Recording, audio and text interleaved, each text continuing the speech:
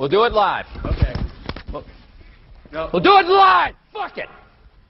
Do it live. I'll write it and we'll do it live. Right. Fucking thing sucks.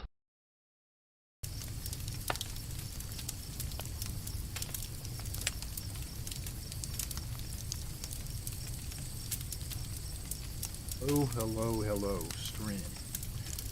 So, we have us a little impromptu show tonight. Just a lot of thinking, and I think we'll have us a good chat. There are some sort of scripted parts of this stream that may end up being individual videos later, but we'll get to that. First of all, again, welcome Nemesis and Lowered Expectations. Good to see you in chat, as always.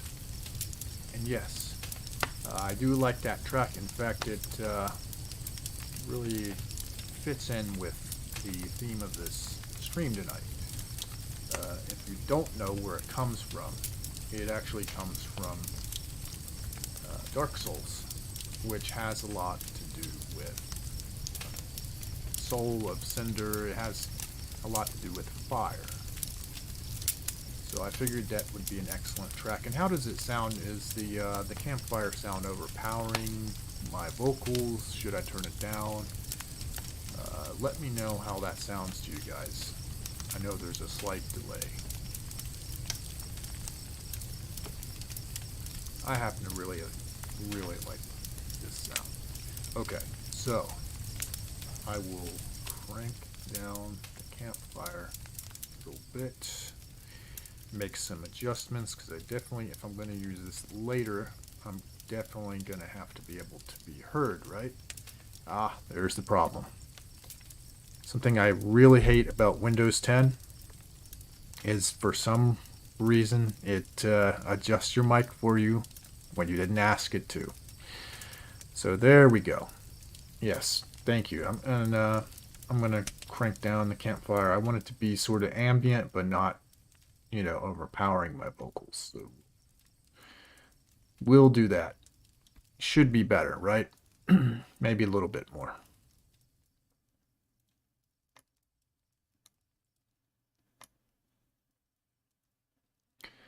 Yeah, you know, I don't want to see, when I use my military voice, it makes people jump out of their skin, excuse me. So I try to use that sparingly, only when I need to. Much like violence. But, so, the Wheel of Fire. Yes, the first thing we're going to talk about is in the micro. You guys ever know anybody, or many people, several people, who just seem like they're quitters? There's no spark in them. They just give up so easily. And they'll tell you about their problems. And you're just like, motherfucker, why don't you, especially when you're speaking with a male person, you're like, why don't you fucking find your balls, show some grit, and get shit done? You know, you have to have, if you want to get shit done in life, you gotta have that fire inside. You cannot be a quitter. Nobody likes a quitter. Nobody respects a quitter. And, you know, we all have times in our life that are a struggle. A large portion of my life has been an uphill battle. And if I quit, then I would have never made it this far. And it's been a roller coaster ride in my personal life, just speaking for myself. It's had its ups and downs. There have been times where I felt like I was the king of the world. And there have been times where I'm like, damn, this shit fucking sucks, but I'm going to fight my way out of it. You know? And so, I mean, it gets frustrating when you have these friends that you talk to who just nothing you can say is good enough. It's just they never want to pick their shit up, you know, drive on, suck it up, all the terms we used to tell guys in the military when they wanted to fucking quit. And I mean, I have to tell myself that as well. I mean, that doesn't just go for random people in my life. I mean, there's been times in my life where I've just wanted to, there was a part of me that just wanted to lay down and quit. And I just, even with that part that wants to just lay down and quit, I just don't have it in me. I just don't. Every time that I think that I'm going to lay down and quit, I get back up on my feet every time. I mean, it sucks.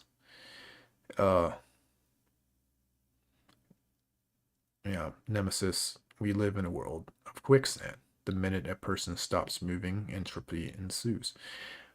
This is true. And sometimes it can feel like you're running on a hamster wheel. And I get that.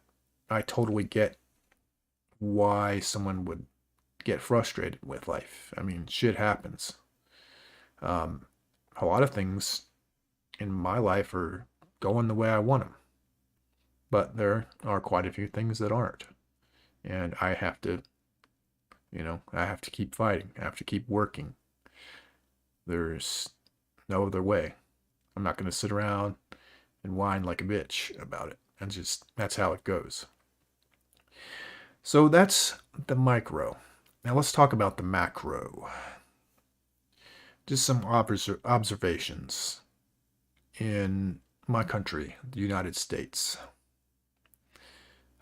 As most of you know, in the eastern part of the U.S., it's literally about to turn into the 4th of July in less than 20 minutes. What does the 4th of July mean to the United States? Well, to me, as a red-blooded American, it means a lot. It means a great deal. I mean, this is when the U.S. got its independence, obviously, Independence Day. But if you think about what the U.S. has done in 250 years of existence, roughly, ish, give or take, compared to these countries that have existed for thousands of years. The U.S. surpassed them all. However, as, MLD likes to talk about, I mean, the U.S. is certainly faltering. And it seems like a lot of Americans just don't have the fire anymore. I hear Americans whining and crying about people shooting off fireworks. When I was growing up, thousands of years ago, that was expected, man. We'd go to my dad's friend's house. They'd have tons of fireworks. They'd have beer. They'd be grilling shit, and that would be it. They'd be launching bottle rockets and everything else off, man. And they'd give the kids sparklers, and it was a good old time. And now everybody whining and crying about fireworks. Oh, it's too loud. Look, I'm a combat vet. I have to admit, sometimes the louder fireworks kind of fuck with me a little bit, but I'm not going to complain. It's 4th of fucking July, man. I mean, and that's just one problem. And I know it sounds like I'm bitching, but I'm really just pointing out that a lot of Americans have lost the fire. They've lost the will of fire. They're turning it into nothing more than cinder, than ash.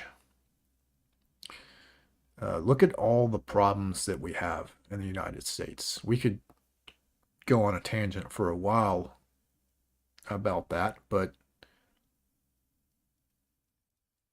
all you hear is people complaining. I mean, there are some people that are taking action, but mostly you just hear people bitching and complaining. What does that actually achieve? Now I might have snide remark to say about different things that are happening. Sure. So do most people who are in the right. But that's just words. Actions will always speak louder than words, as we know.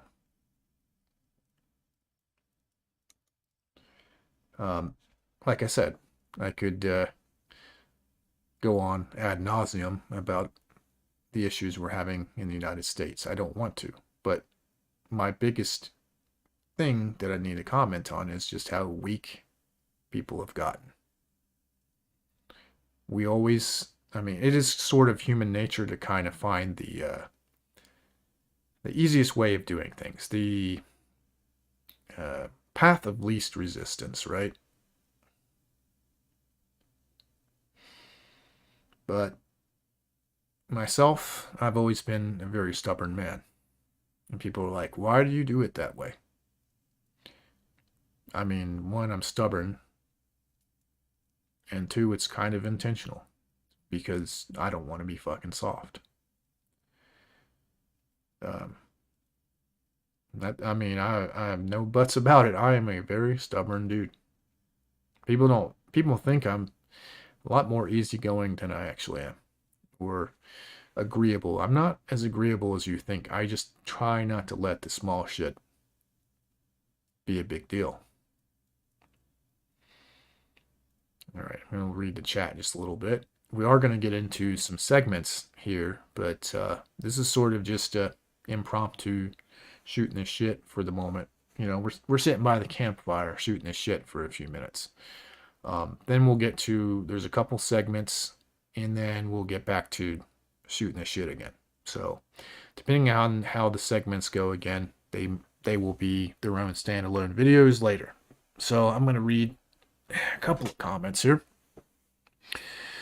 Dr. James Denton, he says, I hear the government wants to remove the 4th of July and change it to some other day, perhaps one in June. I've not heard anything like that, but, as I was saying, wouldn't surprise me. A few things are becoming surprising anymore.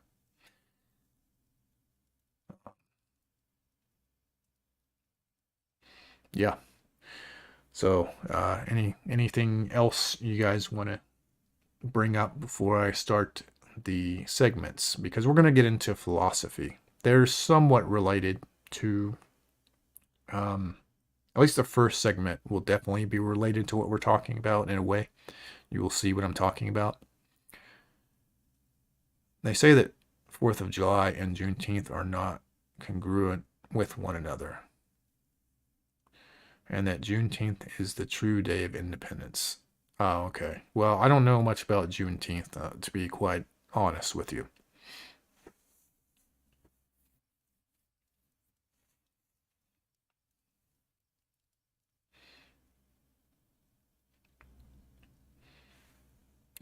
There was an article on it recently. Doesn't surprise me.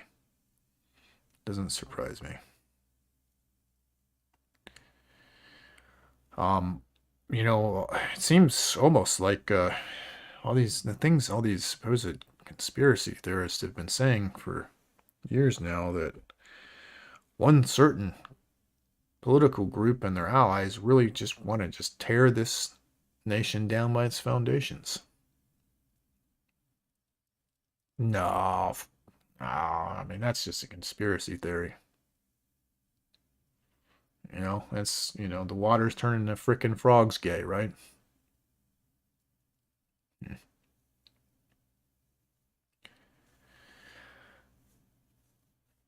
Well, one thing I will say, guys, is many of you guys, if you're a black pillar watching this,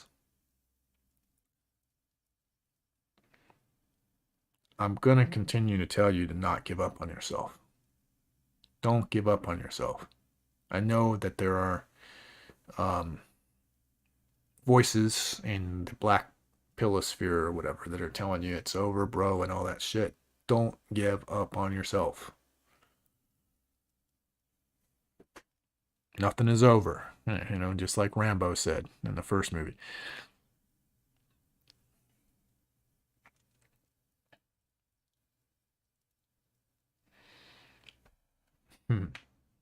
Yeah, Templar is like, receipts.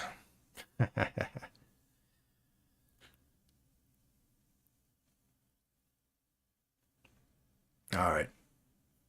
Well, we can get back to this. So, the first segment that I want to talk about here is philosophy.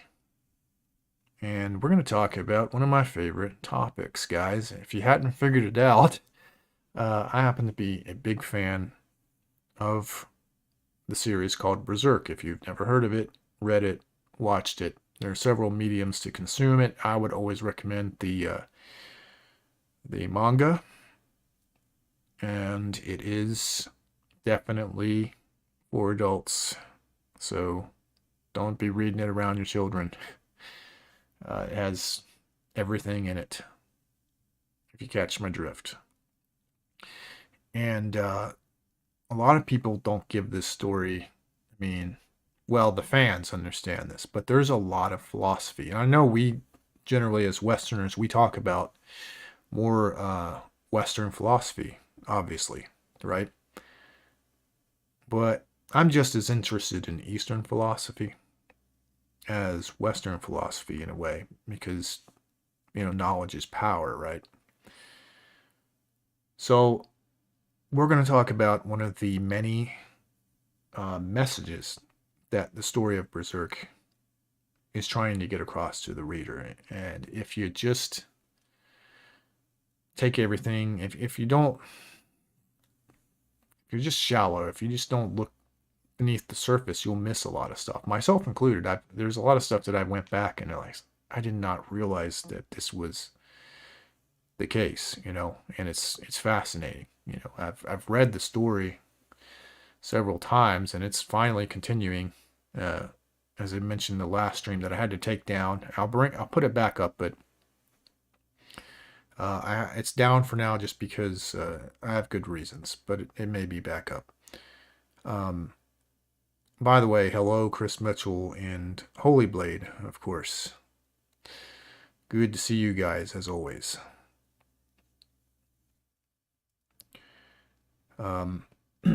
But yeah, so I'm not going to be monitoring the chat as much. I'm just kind of going to go into this. So if you guys are ready, I'm going to stop the campfire for a moment. Just going to pause that. And we are going to go into the segment. Wow, it's kind of weird not hearing the fire, but don't worry. It'll be back. So, within the story of Berserk, there are many lessons to be learned. And this one, when I originally watched it, didn't really sink in with me at first. And just as you're viewing on the screen right now, Sparks was the name of this episode or chapter. Now, I'm going to play a scene from the 1997 show, and I'm not going to put it on the screen for copyright reasons, but listen closely to the conversation that's being had.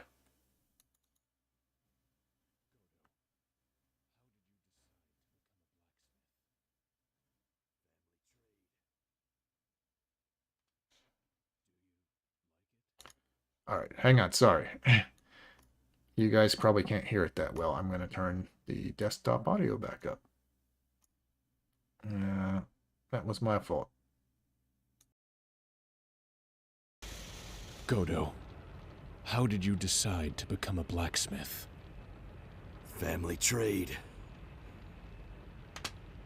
Do you like it? I don't know. You don't know? Erica likes it because it's fun. I want to be a blacksmith too. Hey, watch that, all right? I've been gripping this thing since before I could even walk. I didn't choose this. This is who I am. I just strike it. I don't think. I spent my youth desperate to forge a better sword, become a more skilled smith. Before I knew it, I was old. I don't even know what the hell I strike the iron for. But there is still one thing I like about it. Huh? The sparks. I like seeing sparks. Breathtaking. Life. Bursting before my eyes for just a moment. My life. All right. So you may have gathered a little something from that. There's actually a couple of things that I hope that you've gathered from that. Even though the blacksmith Godo was doing something, many might seem to think would be mundane, there was something he liked about it. And he never, it wasn't something that the blacksmithing was not something he did by choice either. It was just something he was born into. And of course, this show is based off of, sort of the medieval era where you were kind of born into whatever you were born into, your social class. So your trade or being a noble or anything, you just, whatever you're born into, that's what you were. You never really moved up in the world. It was very rare for you to move up in the world. Anyhow, that's neither here nor there. The point is, he's doing a mundane task and has done it his entire life, and yet he found something to like about it. The sight of sparks. And sparks are something that flash quickly and then disappear. And then he talks about his own life.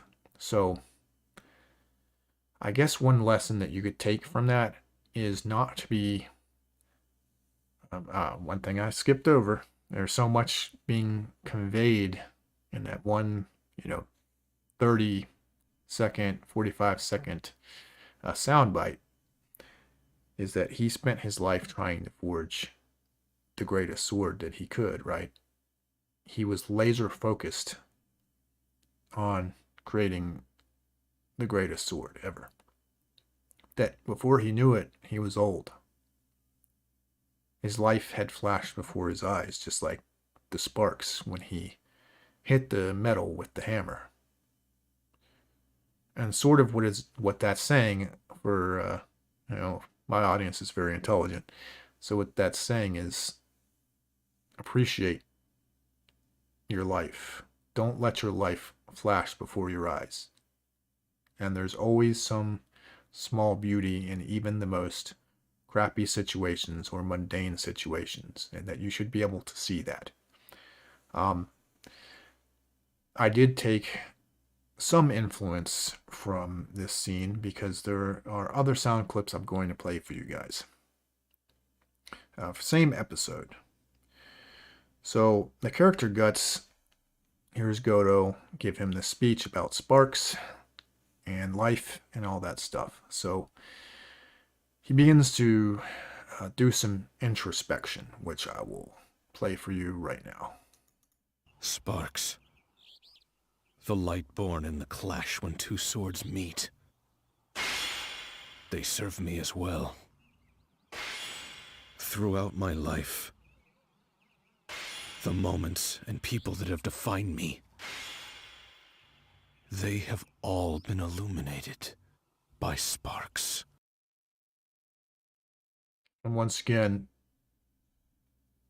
as he thinks about it, the same message is hammered into his own mind, that he has lived in a similar way. And if you know the story, if you understand the character, you get what's going on. For those of you who don't know the story, might not make as much sense to you, but that's why I recommend you read it.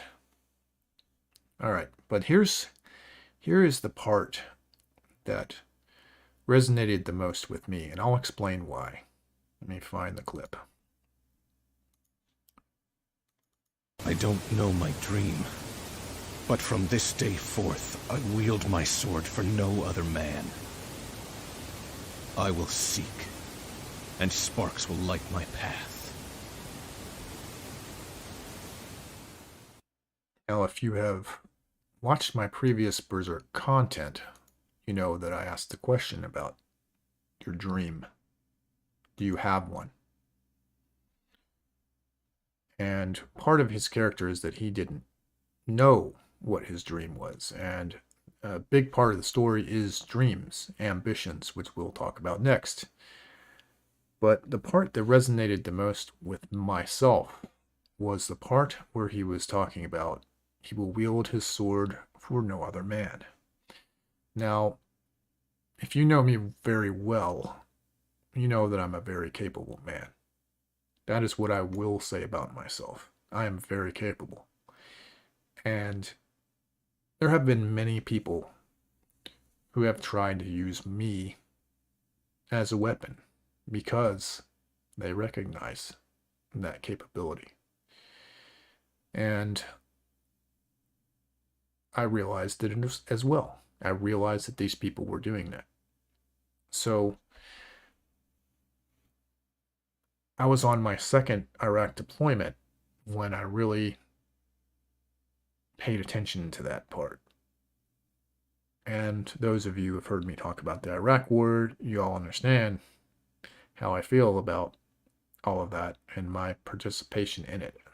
Not that I'm not proud of being a military man, but I am not going to be someone else's weapon. And so the part where he says he will wield his sword for no other man certainly resonates with me. So now we're going to move on to something that sort of is similar to the dream aspect that I was talking about earlier. I guess you could say that dreams and ambition are similar, maybe even the same, depending on your viewpoint. So we're going to talk a little bit about that as we transition. All right, so again, if you are not familiar with the story of Berserk, you probably won't understand this as well, but that's okay. If you are, you will. And I'm going to sort of relate this to real life as I tend to do with these philosophy segments. So the other main character known as Griffith has a very grand dream or ambition, look at it however you will. He wants to have his own kingdom.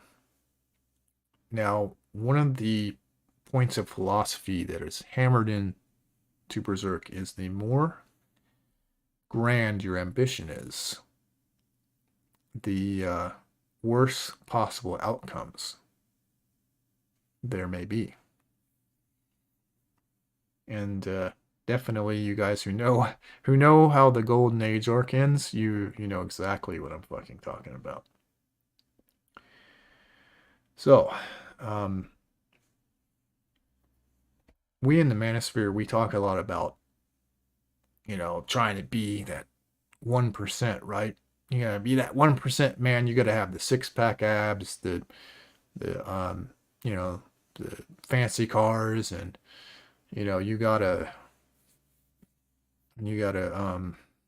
be rich as fuck and all that stuff. We try to hammer that in. That's the only way you can get women, some people believe. I don't agree with that, but some people will, and I don't think it's a bad thing. Self-improvement is not a bad thing. Don't take this the wrong way, but some people are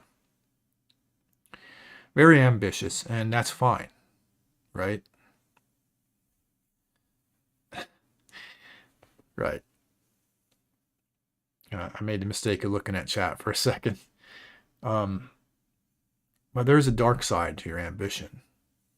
All right, so we'll go over a little bit of the story. So those of you who know about the eclipse and what happens when Griffith's ambition fails, when it seems like he's not going to achieve his ambition. The eclipse happens. Now he's given a choice during the eclipse. And that choice is live in the ashes of his dream or sacrifice that which he holds the most dear in his life.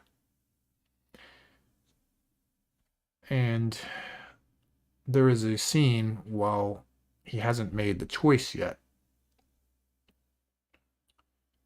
So I'll put up on the screen here. And this is a reflection of his own consciousness. And you see that on his path to the castle, he has piled up many, many bodies. Those are the corpses of the people that have died, friend and foe, that have died as he attempts to achieve his dream. And at first he's very upset about this. He kind of pretends that he didn't know that this was going to happen. However, it is revealed that he actually did. He did know. He did know the consequences of himself attempting to achieve this dream of his.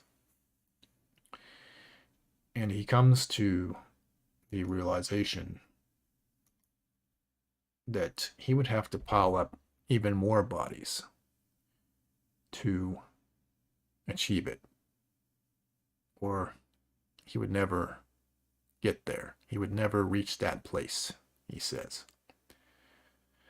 So I ask the audience, you guys, if you do have some sort of grand ambition, if you were very ambitious, then there's nothing wrong with that. Do you understand the potential consequences of chasing that? And if you do, is it worth it?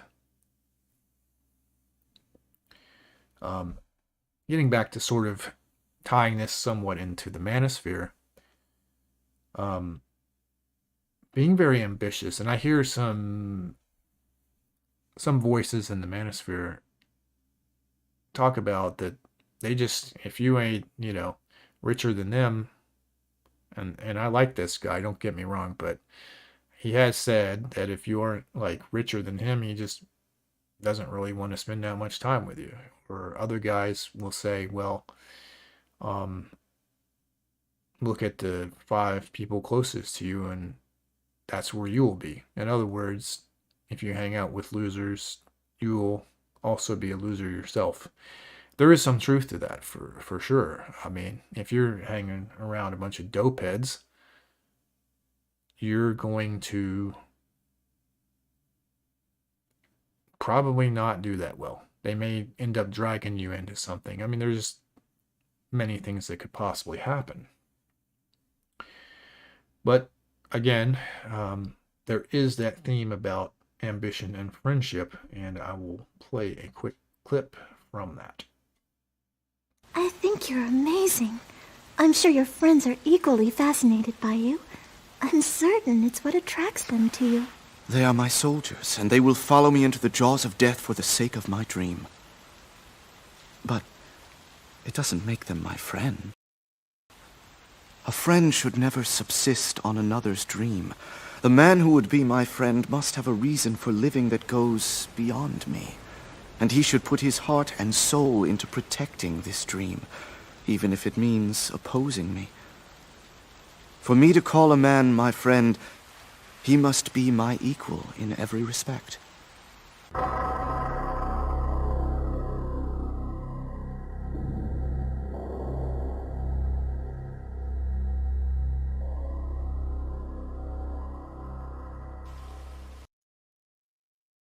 All right, so I think the message is very clear that, if you are too obsessed with your ambition and you think that, you can only hang out with people who are, the top 1% like yourself, you may miss out on good friendships. That's what I'm saying. I'm not saying that you should be forced to be friends with losers. That's not where I'm going with this at all. Or people who would potentially get jealous and try to drag you down. You know what I mean? Yeah, bacon. Damn it, I need to stop looking at chat. So yeah. Hopefully you guys got something interesting out of that. And now we're going to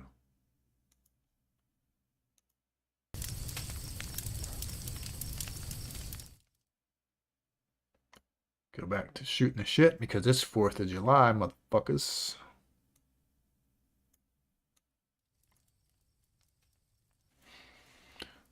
So, that didn't go the way I wanted. I probably should script them a little bit better, to be quite honest. I thought I would maybe be able to do it live a little bit better than scripting, because it kind of felt awkward when I was trying to do these videos via a sort of like a script. And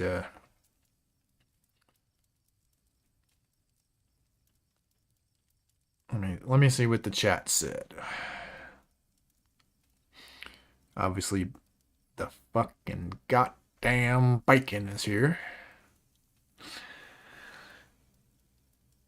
To be in the 1% according to conventional thinking within some pockets of the manosphere. Okay, not sure the context, but I think I'll figure it out. Yeah, I'm out of practice, Holy Blade, when it comes to streaming. I just kind of fucking fly by the seat of my pants. If I only did this more often, like a weekly podcast or something, I would be so much better, I promise. The only thing that sucks is, unlike Twitch, can't show guns during a live stream. So, and I'm gonna have to check the Twitch terms of service, because I don't know if you can do that no more with the way some of these freaks are live streaming their actions. So, what say you, chat?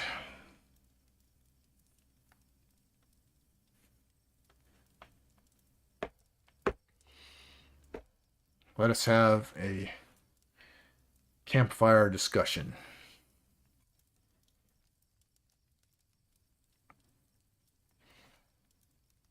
I really just wanted to get some practice and feel that out, whether I could do it live or not. I was answering Bacon's question as he was busy doing something else where you're explaining rifle. Okay, got it, man. So what did you guys get anything? Did you catch anything from the sort of the Berserk stuff? Because there's so much philosophy in there that I don't know if I'm qualified to explain that shit. You know? Not exactly a philosopher. I mean, I'm not stupid by any stretch. In fact, I downplay my intelligence most of the time.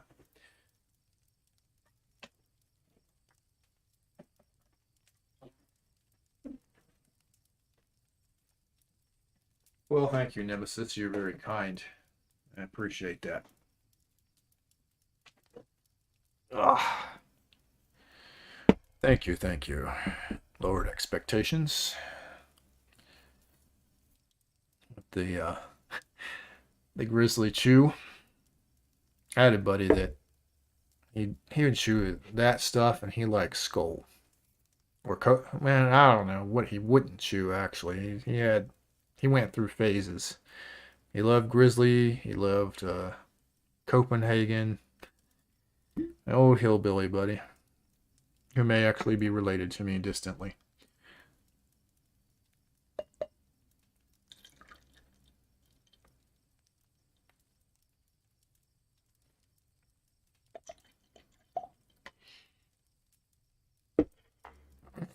Grizzly is the best. Winter Green. I'll never forget that guy. He was my neighbor when I was a teenager. When I first met him, I couldn't understand his accent. Right? He's got a very thick southeastern Kentucky accent. So he asked me for I guess he assumed that I shoot, and he asked me for a dip of skull. I couldn't tell you what the fuck he said. I even was like, I thought he said something about someone's skull, and I asked him that, and then he pulls out a can of chew, and he's like, "Oh, skull, okay, yeah." Funny, fun times with that guy. Like he was actually younger than us, but we would. Well, I don't want to admit to doing that, actually.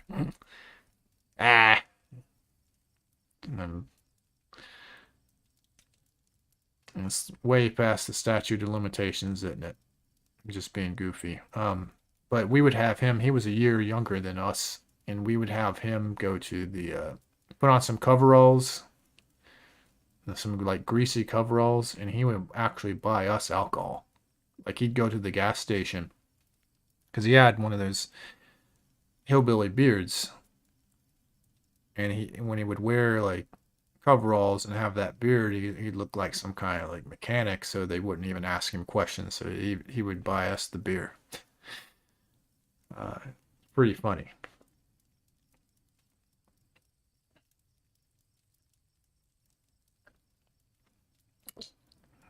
Too much fiberglass in coping. I gotta be careful. I'm on the live stream. I can't say certain things.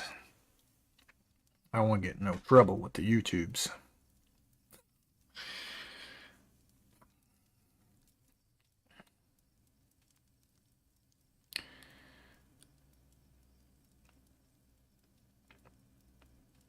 Keeps me from having to deal with people making themselves not worth my time. Self-solving problem. I mean, yeah, I get, again, I'm not hating on people who don't want to be friends with losers. I mean, I don't exactly have any friends that are, hardcore druggies or anything. I stay away from those people. I gotta fucking, personally, I have to maintain, a good record, for my work. So I can't be hanging around scums, to put it lightly. Scums, I can't hang around. Templar says, when I was 16, me and my buddy had a store that would let us walk in and buy beer. Huh. Yeah, that's about the age we were. And I think we were 17 and he was 16, and we would send him into the gas station to go get us beer.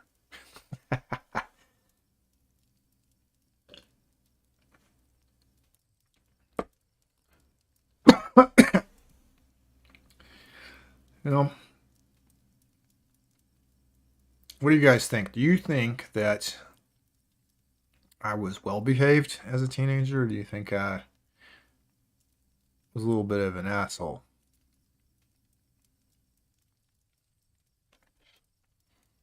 Just curious.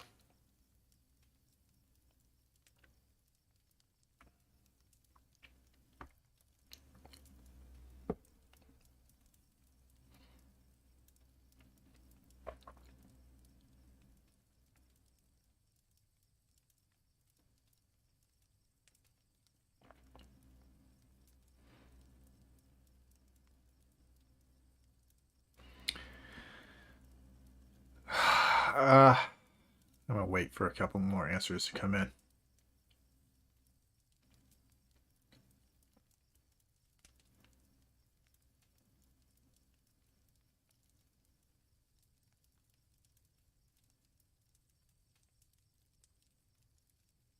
What's up, Kaiser Venom?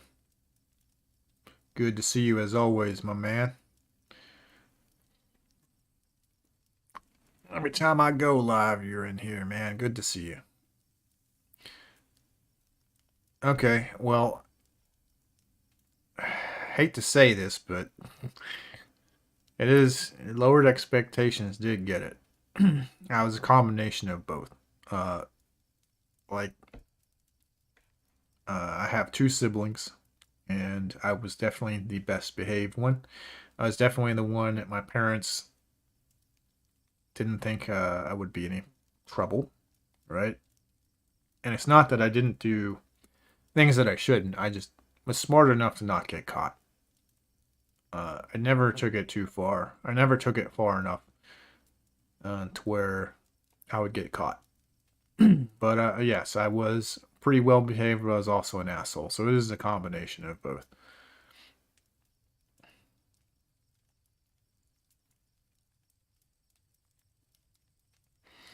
One of my instructors would walk around saying, "Don't kick it with tricks." When asked what he meant, he said, "A trick is someone that will get you in trouble for something they did."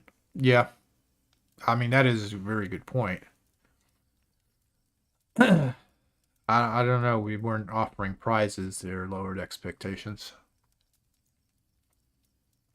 It wasn't a contest. It was just kind of a guessing game. But I am willing to offer, if we do have contests, maybe I'll make somebody a meme or something. Like one of these days, I'll have to, when I'm feeling inspired, I'll do a stream where I make a meme live, like in real time, and show you guys how the bread is made.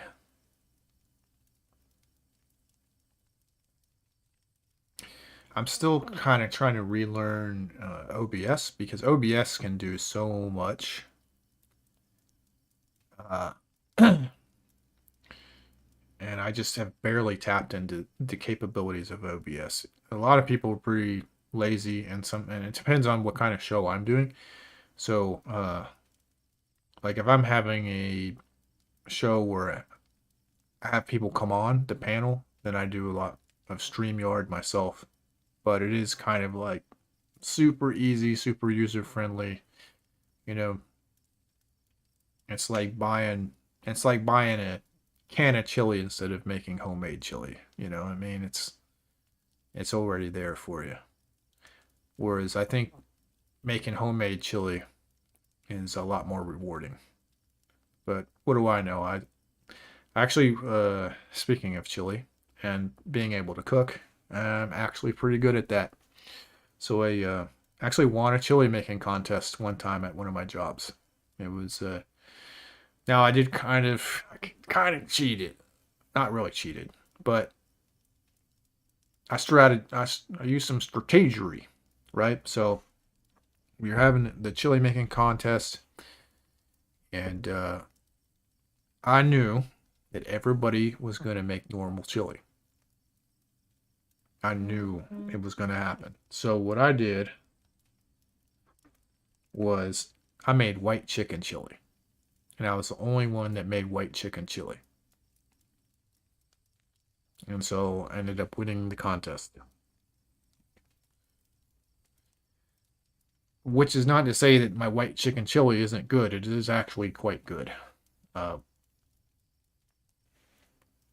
Yeah. Hold on, I might be able to get it. Hold on, guys. Hold on, bros.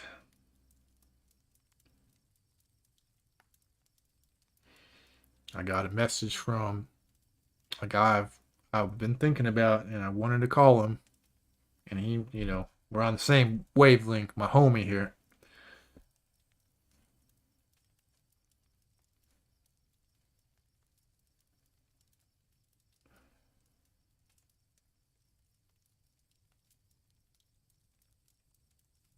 I may open this stream up if you guys are in my Discord server. I may open it up to the Discord. Oh.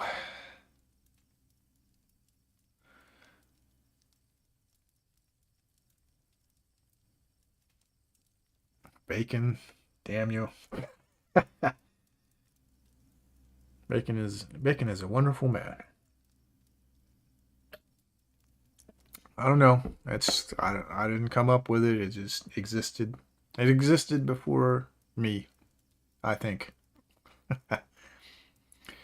If you're in Templar, aren't you already in my Discord, man? I thought you were, dude. If not, I think I have you on Discord. I'll just send you a link to it, dude. Give me just a second. Give me a country minute, man. Let's see here. You're still Templar and all that on Discord, right? And there's people that sent me, and man, I barely even pay attention to Discord anymore.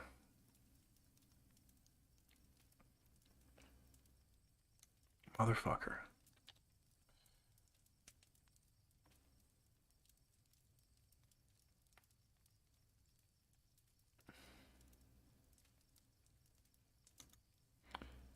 I will find you.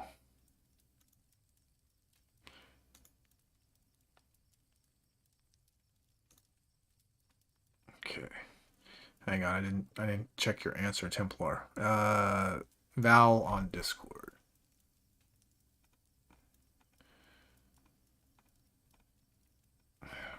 Val. Man, I know we've talked before, like several times. I mean, it's been a long time, but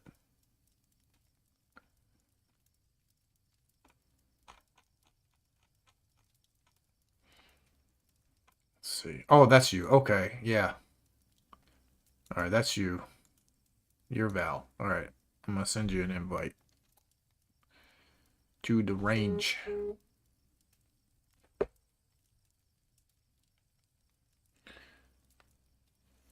Sorry, I like open, you know, it's not StreamYard, but it'll do, you know.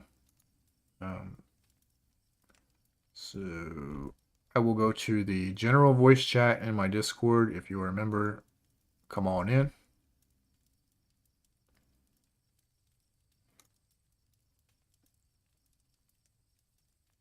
Let me change my settings. Voice activity, there we go.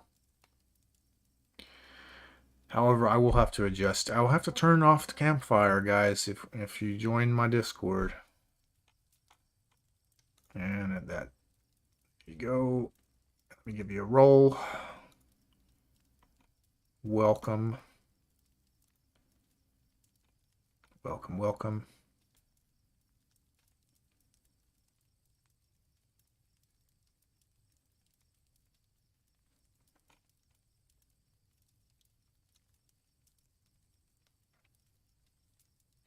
Cubing speed. Who is one fast? Who is one fast DAC? Who cubing speed or? Look, I hate to. Most of the people in my Discord I know quite well. That's why they're allowed. My Discord is open to anyone who I think is cool. If I don't know you. Because if you're familiar with my content, there's several people who are not happy with me because I expose their dumbasses. So, you know, here's the thing about getting exposed, right? If you're not doing scum shit, you don't get exposed. So, what is the secret to not getting exposed? Don't do scum shit. Oh, man. That's amazing. Who have I exposed? Well, my favorite guy to slap around and expose is a guy known as Misandry Today. Fake MGTOW loser. And, yeah. And some of his buddies... Anthony Nightmare Johnson, who runs the 21 Con Artist Convention. I exposed the fuck out of that loser. Some of the Black Pill guys And I don't hate black pill dudes, right? I do kind of pity them. Let's see here. Val or Templar, you should be good, man. I gave you a role, so you should be able to join my general chat. There's the man. There's my brother, Shogun. Shogun, if you can, jump on the Discord, man. It's been too long, my brother. It has been too long.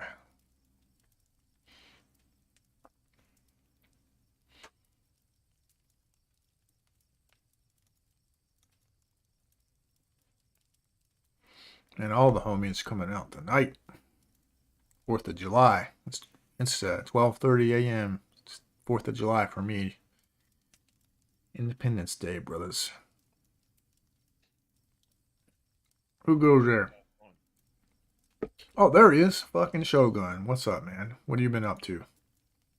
Well, just getting ready to move out of the state again. Hopefully, it'll stay that way a little longer. Yeah. Yeah, I hope so too, man. Yeah. I won't say exactly where I'm going while we're on the air, but Yeah, no. If you want to tell me in private message, that's fine. But yeah, don't dox yourself or anything like that. Oh, sorry. Hang on, guys. I forgot. Blame the streamer for not being able to hear Shogun very well. Let me crank him up. There we go. okay. Can you hear me better now? They can hear you better now. All right. Yeah, the thing about this microphone, and it could partially be my fault because with this particular microphone, I have to be right up to it in order for people to hear me. Not one of those microphones where people can hear me from far away, but I guess it's that way by design in order to, prevent my background noise from getting through. Ah, gotcha. Well, the reason they couldn't hear you on my end because I got the campfire and I had the desktop audio turned way down. So I cranked it back up to the max. So it can hear you, Lima Charlie, now, my man. All right. Oh, boy. Yeah, I couldn't help but notice that Templar's back. I haven't seen him in, it's been almost 3 years now. I've seen him around and commenting on videos and stuff. Oh, Yeah. okay. So he's been around. He just hasn't been around that much. And you've kind of been doing your own thing for a while. I haven't talked to you, and boy, it's been months. It's been months. Yeah. Yeah, I got APOC. He says Discord's being funny. APOC's wanting to join. Speak of the devil. APOC is here. Oh, there he is. APOC, how are you, sir? Speak of the devil in Michelle. Yes. Well, Yeah. good to hear from you again, APOC. Good to hear you guys too. These are two homies that I haven't had a chance to talk to in a while. Yeah. Yeah, I also see a couple of videos that you had uploaded, and it's like I didn't even notice that you had uploaded them, so I'm gonna have to watch them after the stream. And well, one detail about the day I'm not gonna say on the air, but it was pretty interesting. Let's just say it was well timed, but we'll get to that later. But anyway, yeah? Yep, I'll tell you. Okay. privately. Yeah. Okay. That'll work. That'll work, my man. So, APOC, I know you've been busy working. Doing anything Yes. fun? You mean at the gig? Yes, I know. Is Burning Man going to be happening? No. No Burning Man this year. Not- That's not right. this They year. canceled it, didn't they? No, they're having it this year. Oh, but you're just not doing it this year. I'm not doing it because it's a new gig, so I Right. can't, Oh, you can't take the time off. Shit. Yeah, Burning Man is I don't want to go if I'm only going for like 3 days or something. I just don't want to go. Yeah. You want the. If I full go, I want experience. to go. Yeah, if I go, I want it to be a 2-week commitment. Like, several days before, several days after, and then the event. So, By the way, because- Zipper, welcome. Just neither here nor there. I've never seen Zipper before, but welcome to the chat. They say an interactive chat. Fascinating. Yes, we do have a great chat here. did I ever tell you I lost an opportunity because I mentioned that I had been to Burning Man 11 times? Yes, you and I talked about that privately. Yeah. Yeah. Yes, I You're remember you crazy. talking about that. It was an interview, right? Yeah.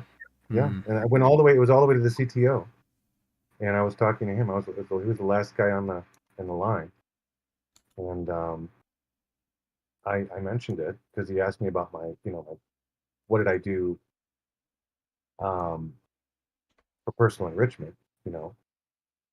And so I talked a little bit about Burning Man, and I could tell immediately that he just he was obviously one of those people who thought that Burning Man was an insane, crazy thing, and it didn't. And after that, it didn't matter what I said to him, and that really, I'm kind of, I was pissed off at the time, but I'm kind of glad it happened because I wouldn't have wanted to work for an organization with a guy like that as a CTO, because Yeah. that would have sucked.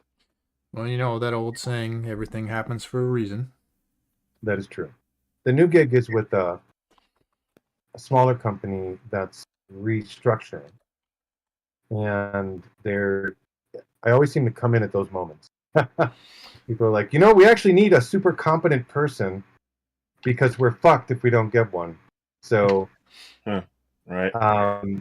yeah, so that's when they bring me in. So also my current boss said to me, like about 2 months in, he said, one of the reasons I hired you was because you reminded me of my mentor from way back. Hmm. So apparently, his computer mentor was also a physics nerd, physics and math and all that. But had gotten into tech, and it taught him how to use computers. So that was kind of interesting. But anyway, it's a good gig. Um, I'm working in development operations, and it's cool. It's a small organization. It's not anything like as strenuous as I've had to do before. So it's not 80 hour, Hmm. and the pay isn't too bad for what I'm doing. It's not bad at all. So Well, hey, a lot of the audience doesn't know this, but the guy you're listening to talk helped build the internet as you know it, the infrastructure, yeah, right? yeah, I have built measurable. Probably some of your packets are flying along lines that my hands personally installed. Because There you go. I was working on dark fiber back in the 90s. So a lot of that dark fiber is still in place on the East Coast, and so it's likely that some of the packets that you fly every day are flying through stuff that I touch.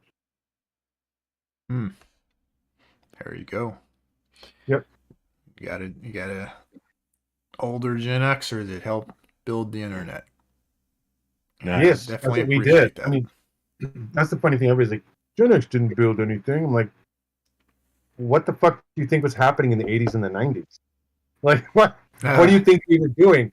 Like, it wasn't in the news until the 90s, but I was doing BBS systems and hooking into X.2 pad networks on the back end to DARPANet, like in '86. So, like, Jesus, like, what do you think? I mean, I was in love with this stuff. Well, come on, APOC. You know that Al Gore invented the internet. Yeah, all Right. the You tubes. know that shit. Good times. The Yeah. tubes. Yeah. No, I mean, I'm probably one of a few thousand people who was, doing what I was doing. There were a few thousand of us that around the country and the world that were basically in love with this new technology, and we just lived and breathed it, and the main reason we all did it was because for real, truly libertarian reasons, like set the information free, let people communicate, just stop with all these arbitrary cost barriers, because it was way too until the internet, and younger people don't know this, but until the internet did this, it cost you dollars to talk to somebody on a phone, and you could only talk, if it was a party line, it cost you like $5 a minute. Like, it was insanely expensive to talk to people. I remember those until the days. internet. Yeah, it was crazy. Mm. So, but we were doing things like we were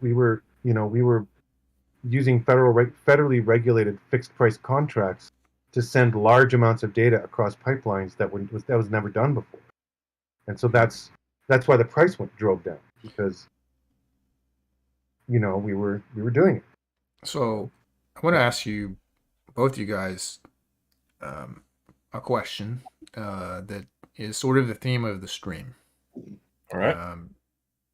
So I'll let you guys answer just one at a time, your answer, but be sure to let us know when you've said your piece so that the next one can go. And I'm going to start with actually going to start with APOC, because you and me are going to have some gun stuff to talk about, I think, after your answer. So APOC, you and I have talked a lot about this, obviously offline, during our phone calls and stuff, but burnout.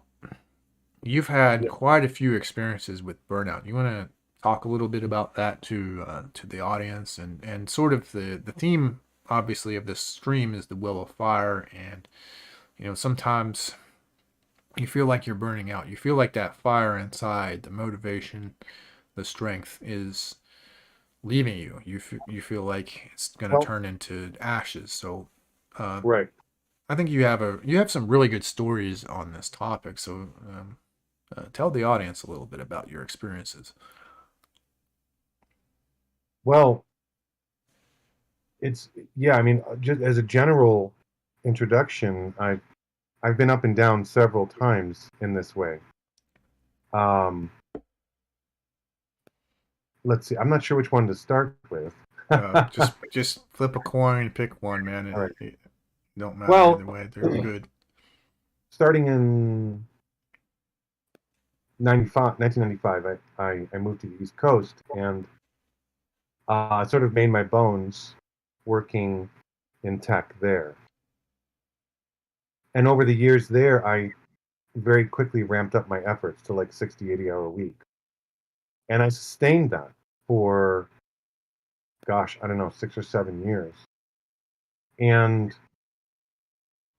the thing about as you say, the will of fire, the thing about the will of fire is that I still have it. It hasn't gone away. I can still do that, theoretically. The problem is that the matrix, I know how burnout works now. So basically, you can always push yourself past your limits, but if you keep doing it routinely, you'll deplete your reserves and you'll get sick, either mentally or physically. Like, it will happen. There is no situation in which it will not happen unless you discipline yourself with rest. And when people say discipline, like when you hear people like Arnold Schwarzenegger saying, well, people sleep 8 hours a day, well, sleep faster. Like, really? You're telling me you slept 4, 5, 6 hours a night your entire life, Herr Governor? No, I don't think so. No, I don't think so. I have personally used Arnold Schwarzenegger workouts when I was in the gym a lot. And I can tell you, he has written about how important fucking sleep is, so he's being a hypocrite there. I know. But yeah, I know, sorry to interrupt you. Go ahead. No, it's okay. There's a lot of contradictory. Platitudes are what they are because something is true about both sides. So it's true that if you never push yourself, you'll never find your limits. But it's also true if you push yourself too much for too long, you'll exceed them. And when you exceed them, you will break, either mentally or physically. Period. Like, there's just no getting around it. And that's something that I was surprised to find out. Like, I learned how to push. Go ahead. Well, I was just going to say, I'm kind of thinking out loud, but I think I'm suffering the consequences of exactly what you were just talking about. I've, for a long time, pushed myself past my limits for years and years and years and years. And I'm starting to suffer that physically. Maybe not as much mentally, but maybe a little bit mentally too. But well, they do go together. Physically. Yeah, they go to, I mean, they will go together eventually. In my case, it was usually both physical and mental. And you know, so at the end of this run, I completely burnt out, and I had to take nearly 2 years to recover before I could start working again. I'm not even kidding. Like it was like between 2008 and 2000, well, actually 2011, but I did a few part-time jobs here and there. So between 2008 and 2011, I didn't have a full-time job. And 2011, well, late 2011 was when I got the offer for a job, and then I started it in 2012. So that was my next hill. And so I put myself back on the grindstone. And I spent 6 years there doing the same thing, and I burnt out again. I mean, Well, and to be clear, audience, this is a guy that worked his ass off. You say, well, you worked 6 years and you're burnt out. No, he busted his ass, like went beyond, you know. yeah, way beyond. It's not that he just worked, 40 hours a week for 6 years and then he's like, I'm burnt out. That's not how it worked. That's not how it was. No, If I you was know, doing my normal week was 60. That was like a light week. yeah.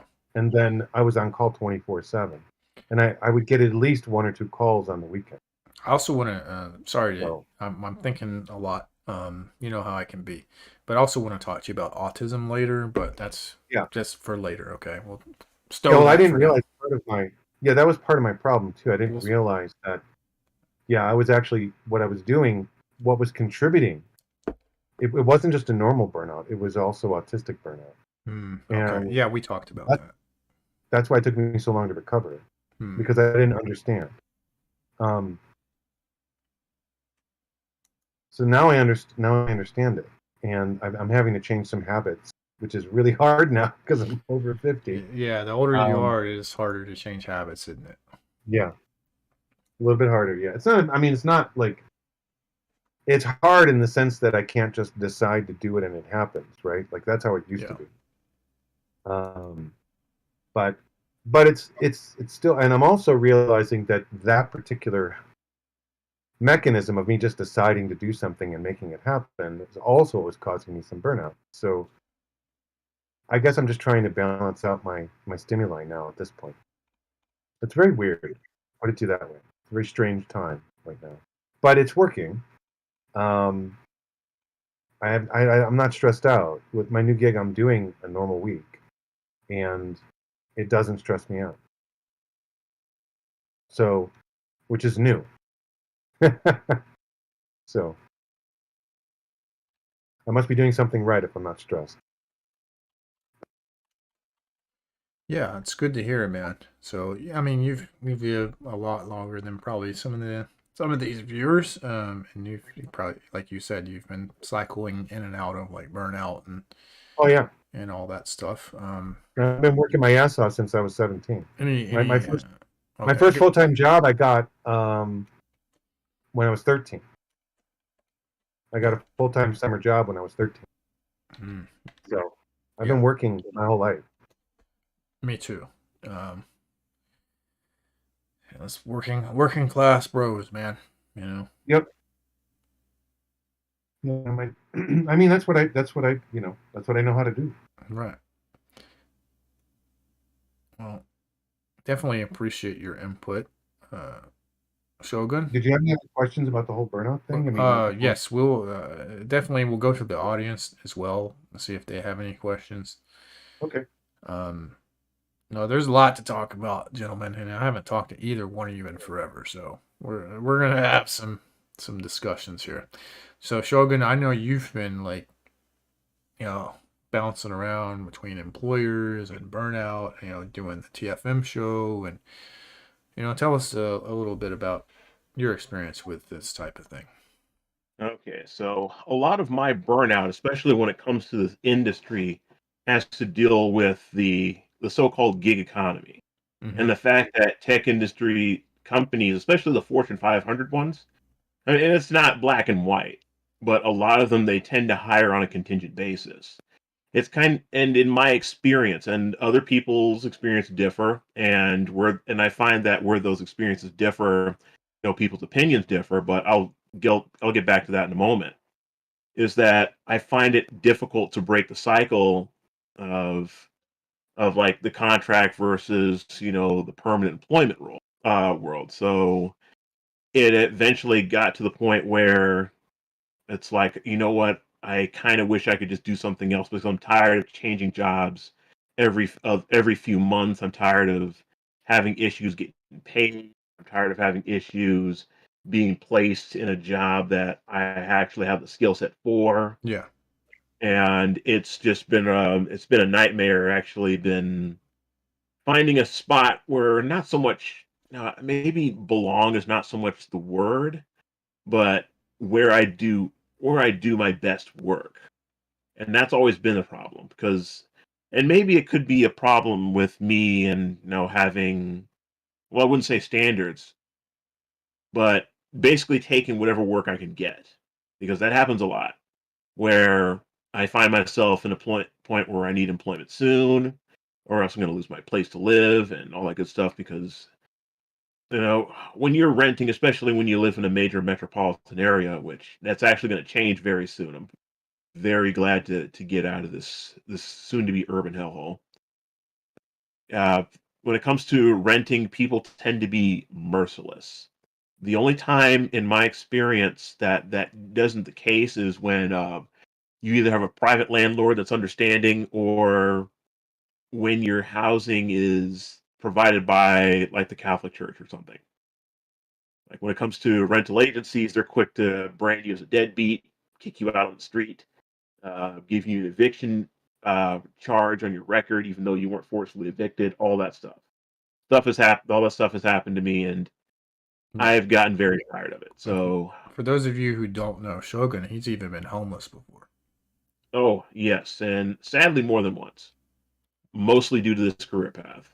But just because it's happened to me doesn't mean that it's going to happen to you. For those that are aspiring to do the same thing, I'm not going to discourage people from trying.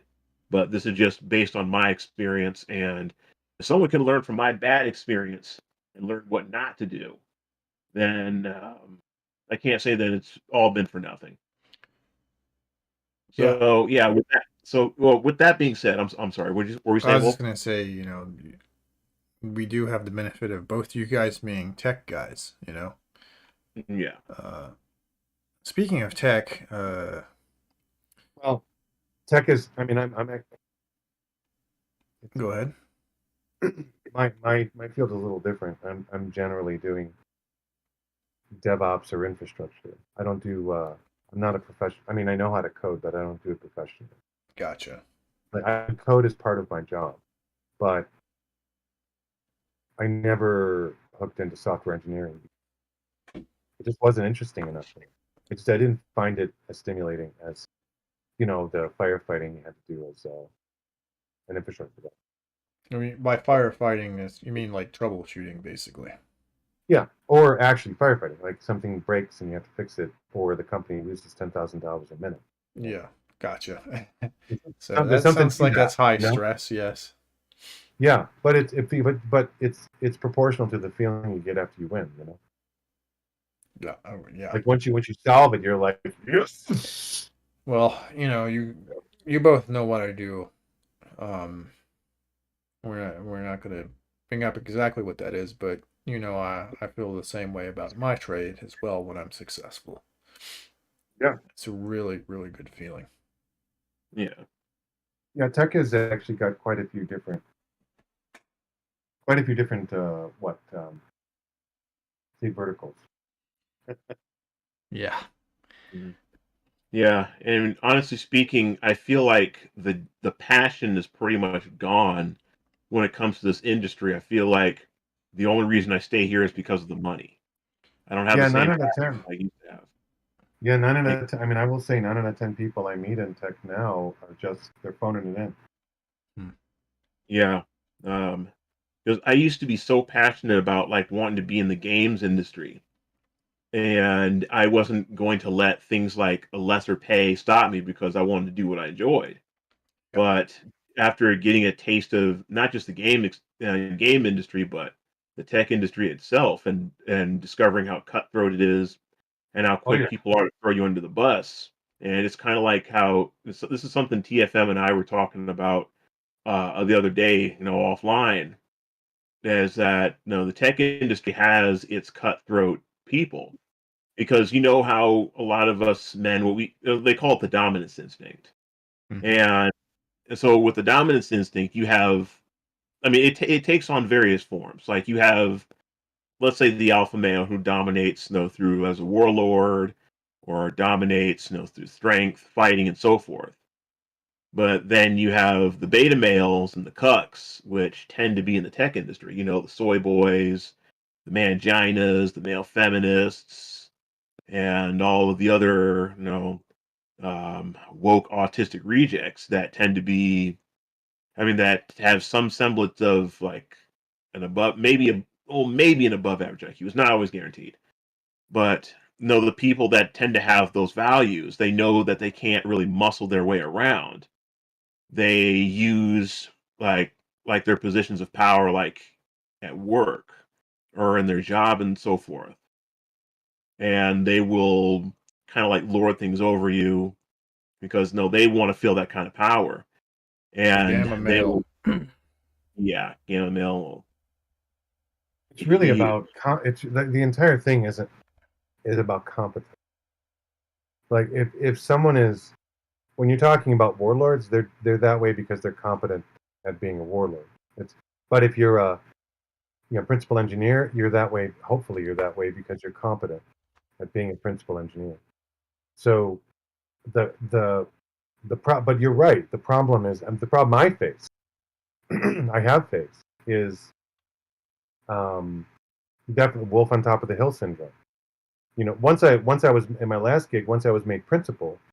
I don't know if anybody knows this, but principal is essentially the same as director. Hmm. So it's a director level position, but it's fully technical versus human management. So it's like a warrant officer.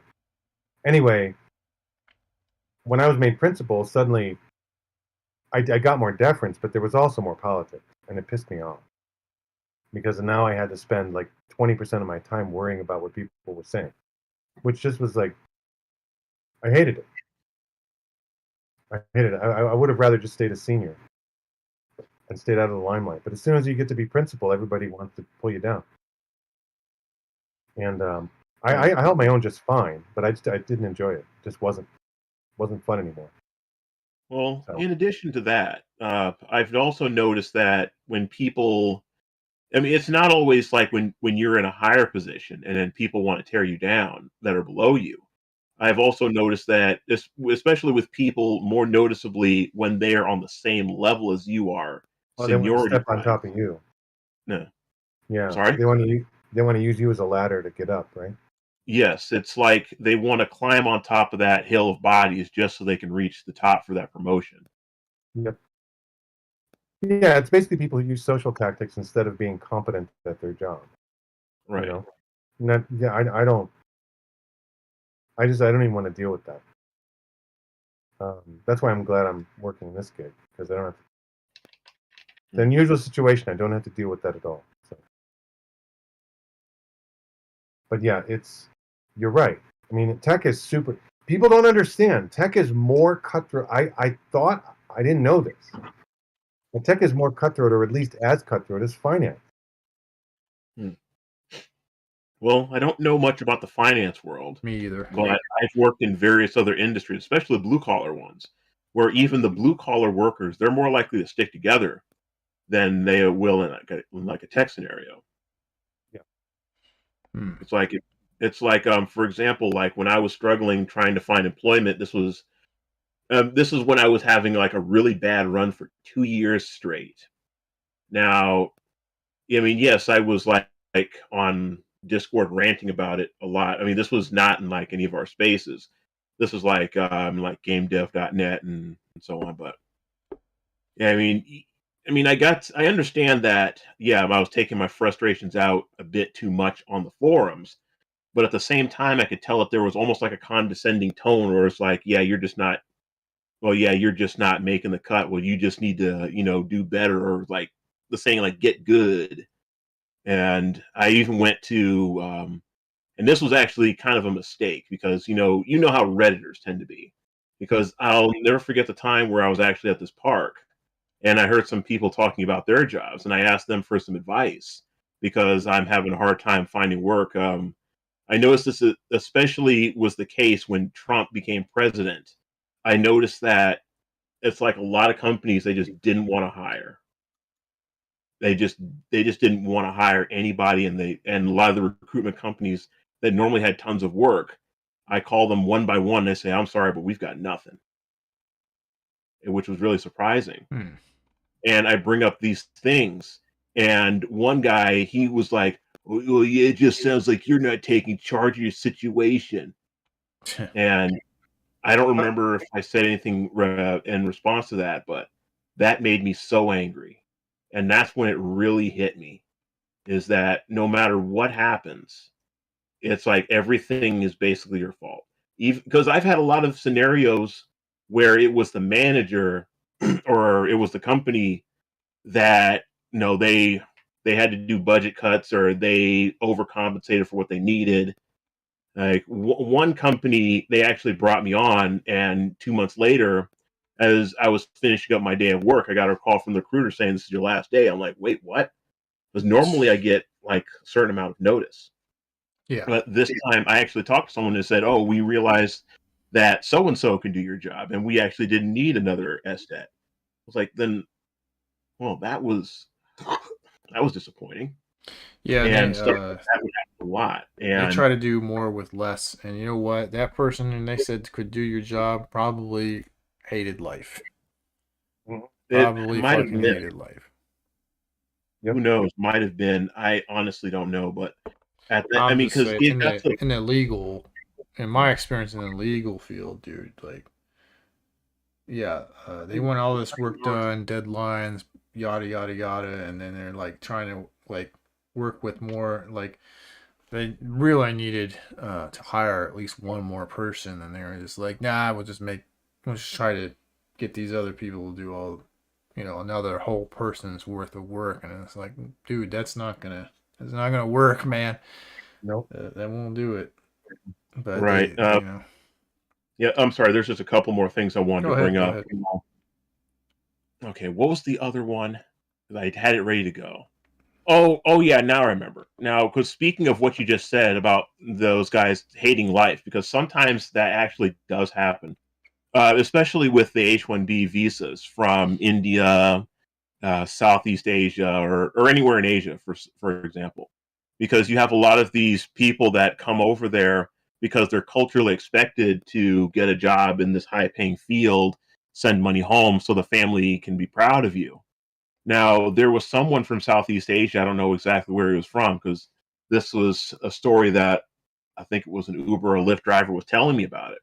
And she said that this guy, he was literally in tears because he worked for Amazon, and he basically was being worked to the bone. I mean, they Yeah. work him like And those people day have and night. no rights. They can, the employer can treat the H-1B visa guys however the fuck they want, and they're like, if you don't like it, we'll just send you back to your home country, bitch. And they fucking have Exactly. no choice but to take it. Yep, you stole the words right out of my mouth because that is what they do. They will Well, hold that H-1B over their heads and say, if you don't perform, then you lose your H-1B, and then you have to go home and you have to face your family as a disgrace. I mean, it's yeah, because it's bad enough that I'm sorry, one more thing. I'm go ahead. sorry, it's bad enough that these people, they have to work X amount of hours because of their salary. So you can work 12-hour days for I don't know how long, and they're expected to just sit down and take it. Yeah. So yeah, go on. Yeah, I was gonna say, like, you guys don't know, but before I got my paralegal degree, as getting a degree in computer tech, and that's one of the things that put me off with doing that was at that time. This was during the Bush years, and the H-1B visas were. I mean, it's kind of waxed and waned. throughout the years. But at that time, the H-1B visas were like big. There's a lot of that going on. So I was like, well, fuck this shit. I mean, they're just like at that time, people were they were training their replacements, right? This was when it kind of really kicked off, right? People have been working these tech jobs and they're like, sorry, but you're gonna have to train Apu here. And don't get me wrong, I mean, a lot of them were Indians. Nothing against Indians. I have some friends that are Indians. Oh, the old trademark statement. But Yeah. that's what they were getting them from India and, like you said, Southeast Asia. And they were having it. You know, they were literally told like you were training your replacement. So basically, once this person is competent, you're pretty much here's your pink slip, bitch. Like that's fucking disrespectful. You know, to someone, especially if you've been working for them for a while. It's bullshit. And I understand that the people getting H-1B visas, this is like an opportunity for them and everything like that. I'm not hating, but I don't know. They need to find a better system. I guess that's what I'm trying to get at. That works for more people. Right. Yeah.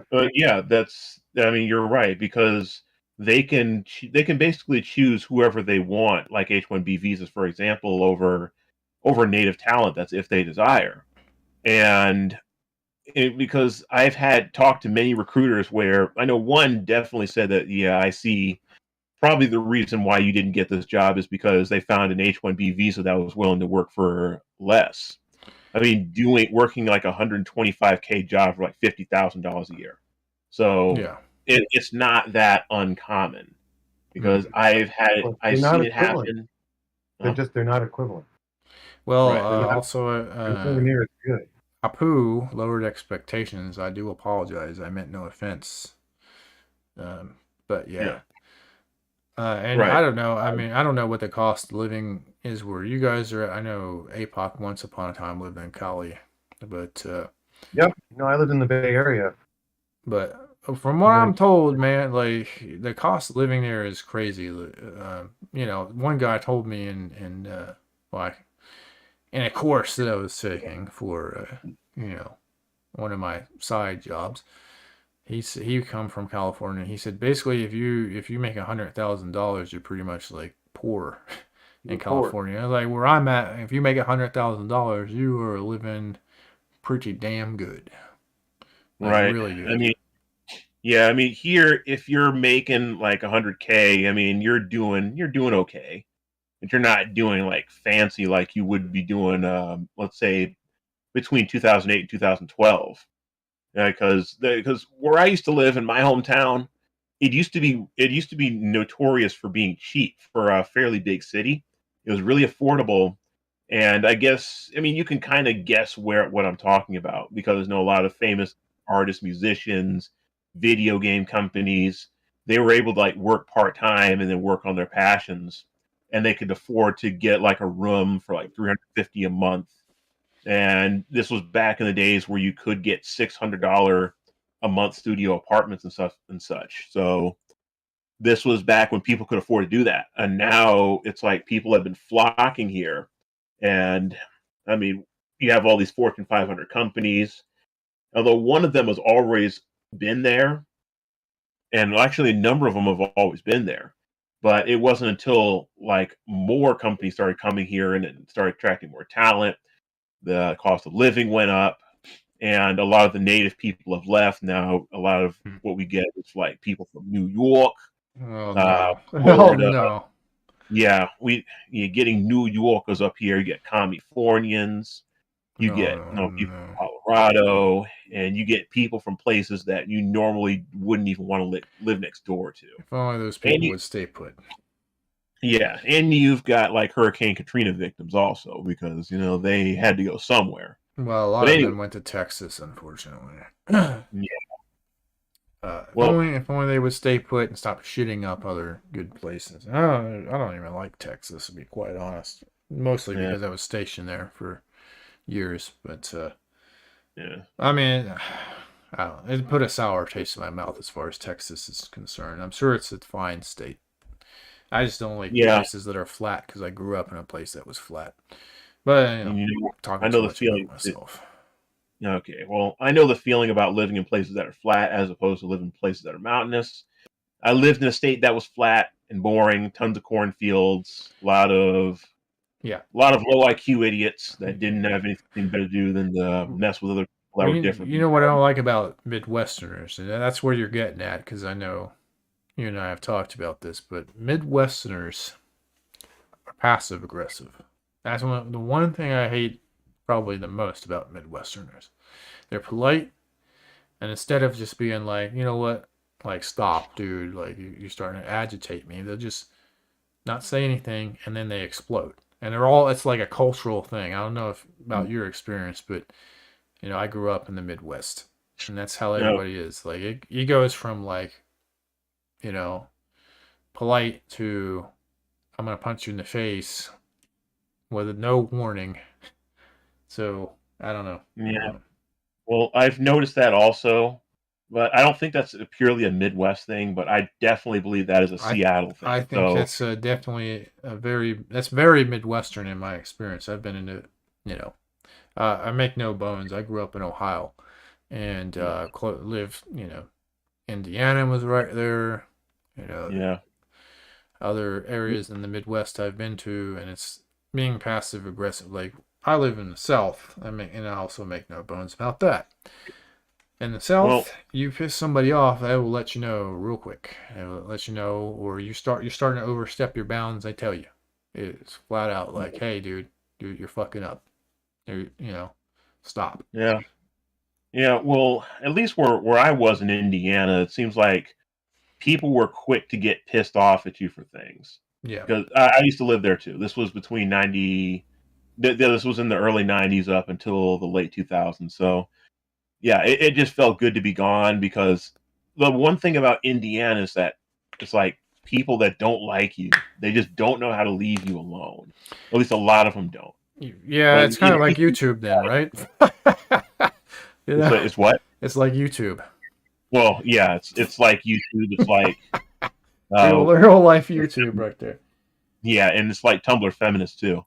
Okay, you know, I have to admit, since I fuck with certain people because I'm an asshole, you know, I'm guilty of that.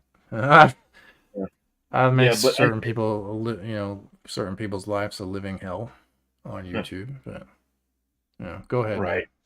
Yeah. So, I mean, I'm not really going to ask you, at least while we're on the air, what part of Indiana you were in. I mean, we can talk about that offline, but the part that I was in, it's like people were always ready to fight. And it's, you know, me being, you know, autistic, you know, being a spurg, not understanding, like, whoa, what did I do wrong? Is something wrong here? We're going to like, talk about autism. I didn't know you were autistic, by the way. That is a subject that's coming up on the stream. Yeah. I will say you're right. You are correct about that. Like, there's an element of Midwesterners who are wannabe Southerners, and they try to emulate that worst part of Southerners. Like, you got those Southerners that are just rowdy, you know. Yeah. They're wannabe Southerners. That's what I didn't like. Another thing, like, if you my part of Ohio, if you come up with that hillbilly accent, man, they love your ass. They love it. Hey, you're cool because you've got a hillbilly accent. It's like, okay. I mean, I don't mind the accent. Yeah. I mean, well, yeah. I mean, if you've got it myself, but yeah. Well, now me being in that region, I will be honest. I mean, well, not necessarily from that region, but I've lived in there for 16 years. But if I met someone that had that Southern accent, yes, I would be, you know, interested in getting to know them, because, well, especially now that I find that a lot of those people are more likely to share my values. And although nowadays, although nowadays I hear the Southern accent, and usually I'm pretty good at telling which Southern accent it is, because Tennessee Southern accent is different from the Georgian one. It's different from the Deep South is definitely much different. Now, see, being from Southern Ohio, there's definitely a lot of crossover and exchange between Kentucky and Ohio, right? So I'm very familiar with the Kentucky accents. Okay. And they're all different. They're different. Like a Kentucky accent, and they're different ones. It's different than a Tennessee accent or a North Carolina accent or a South Carolina accent. The Carolinas are different. Yeah, I know exactly what you're talking about. And then you got the Deep South. Then you got Alabama and Mississippi. And, hang on a second. Go ahead, dude. Yeah. Well, yeah. Yeah, like normally if someone's from Georgia, I can tell because pretty much as far as I can remember, if I've guessed that anyone's from Georgia, I got it right. And Yep. like there's a guy who works at the pizza place down the hill. Although I asked him, hey, I can tell you got a southern accent. Are you from Georgia? And he was like, well, I lived in California a while, but yes, I am from Georgia. How'd you know? It's like, oh, I could tell that your accent is different from the Tennessee accent and all the others around it. It's not quite the same. And he was kind of surprised that I could tell where he was from. So I started talking about the time where we went to Savannah back in '97, got to see where Forrest Gump sat, but this was around the time that they had took up the bench because that bench is probably could be worth something for all I know. But yeah, we wanted to take a family photo on the bench, but it was gone. So we just took a family photo where it once stood. Yeah. So yeah, good times. Yeah, I've noticed it more and more. If you guys talked to me, a couple of years ago, even, I'm starting to develop a southern accent. I had no accent for a long, like living in the Midwest and Ohio, parts of Ohio. If you're southeastern Ohio, you kind of get that country drawl. It's because of it's adjacent to in West Virginia. Hmm. So yeah, but I had no accent. Now I have a southern accent. It was sort of developing, rather, southern accent. And Templar is right. I can tell the Texas accent because I was stationed there for years. So I know a Texan. I can just single you guys out. I know exactly where you're fucking from when I hear you talk. Yep. But you sent me a message earlier. Well, we were talking. And APOC will be back. He's going to have to run, I think. All right. He sent me a message. And so you were talking about, we're going to shift the conversation to firearms. So you were talking about the KAM-17, and I looked that up, and that is apparently that's a, correct me if I'm wrong, Slovakian AK-47 rifle parts kit. Is that right? Yes, that is correct. So tell me about that. Is that good? Is it junk? Like, what's the deal with that? Okay, so I can't say this by experience, but every time that I look up the reviews on it, the reviewers say that it is junk. They say that a lot of the parts they're flimsy, they're not really built to spec. That's the problem with the AK-47 all around, though. To be quite honest with you. Right. Although I guess you may have to watch one of the reviews that I saw on YouTube. I don't remember it off the top of my head, but what do you have one? There's one that's I found one a while ago. Yeah, sure. Well, what do you? I mean, if you have one, what do you think of it? What is your experience with it? No, I don't have the parts kit myself. You're looking at getting one. Oh yeah, I was considering getting one. I thought you were asking. I'd be careful. I would be very careful. There's certain AK manufacturers that I will give the thumbs up to because I know if you don't watch AK Operators Union, you should. That is like the AK-47 and 74 source on YouTube, like the biggest one. And I'm actually I still haven't worked on it. I was going to do some work on it today. The AR-15 versus AK-47 video I have planned. I know I got some gun folks, yourself included, who would love to see that. And the weather was shit today, so I didn't get to do any filming. I want to, got a little filming I need to do, and it was shit. and I don't know if tomorrow will be any better, but I'm hoping it is. But Well, I'd really yeah, the like to weather's get that out for Hey, you here guys. too. I think you guys might be surprised with how that goes. I think Weather's people tough will today be here. surprised when it's done. All right. I did do some Guilty Grift work as well. Yeah, everybody knows I got Guilty Grift X2 coming out, and I did a little bit of work on that. If you have any honorable mentions to add to it, I'm open to that. I can tell you the roster they have. Hang on a second. Give me just a moment. I'll tell you. So the current roster for Guilty Grift X2 is Anthony Dream Johnson of the 21 Con Artists, also known as 21 Convention, 21 Studios. Slob Lewis, also known as DDJ and Miss Injury Today. I have Sydney P. Raghunath, who is also known as MGTOW Dictionary. And John Anthony Lifestyle, the so-called White Pillar, which is actually the Purple Pill. What is this fucking douchebag's name? Kevin Ray Wilder. And, of course, Jack Murphy. You gotta have Jack Murphy, man. The super cuck, the giga cuck.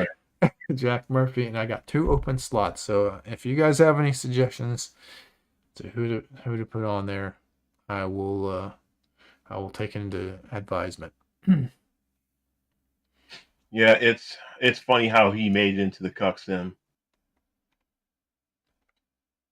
Yeah, well, that's amazing. I mean, they were about to put Will Smith into that shit too. I'm not sure if they ever ended up doing that. I didn't follow up with it, but pretty fucking funny. Well, I have the game, and he was in there. He's in the jail. Is he? Will Smith is? Yep, and he's trying to convince Cuck to Oh, okay. take out Chris Rock. Oh, okay. They went and those motherfuckers. They went and did it. Yep, they actually did it. Well, guys, APOC had to step away. We're going to get into autism, which is very interesting. Always a very interesting subject matter. We're going to wait on that and see if APOC comes back. But for those of you who didn't get bored or fall asleep, we are going to take questions if you have any questions. I've been watching the chat. It's just I didn't want to interrupt people. To answer your question, Nemesis, by the way, this is a personal opinion, but California is one of the, like, my most hated. It's probably number 1, honestly, on my most hated states list. I hate California. Not because it's beautiful, which I've seen pictures and talked to people. And it's a gorgeous state. It has good weather, and there's a lot of good things, but the people. Can't stand the people, can't stand the laws. Disgusts me. Any place that's anti-gun is immediately on my shit list. So, biggest shit list, California and New York. And then a lot of the Northeast, New Mexico, and Illinois. And sadly, Hawaii, too. Because as much as I like going to Hawaii and, like, vacationing there, the gun laws suck. It's too dang expensive. Yeah, I've never been there, but I know it's expensive as hell. I had an army buddy that went there. Despite my good advice, nobody takes good advice. It's pointless to even give, I realized. But, he went and did it, and he got a job driving semi-trucks, right? And you would think, like, most people are like, yeah, driving a semi-truck, that should pay good, right? $23 an hour. And that sounds okay. And, like, $23 an hour where I live right now is pretty fucking good money. You could live very, very comfortably off of that. In Hawaii, motherfucker, you on minimum wage, dude. You minimum wage, motherfucker. But yeah.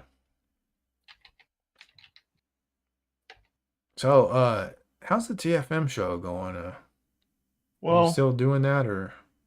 it's going. Let's put it that way.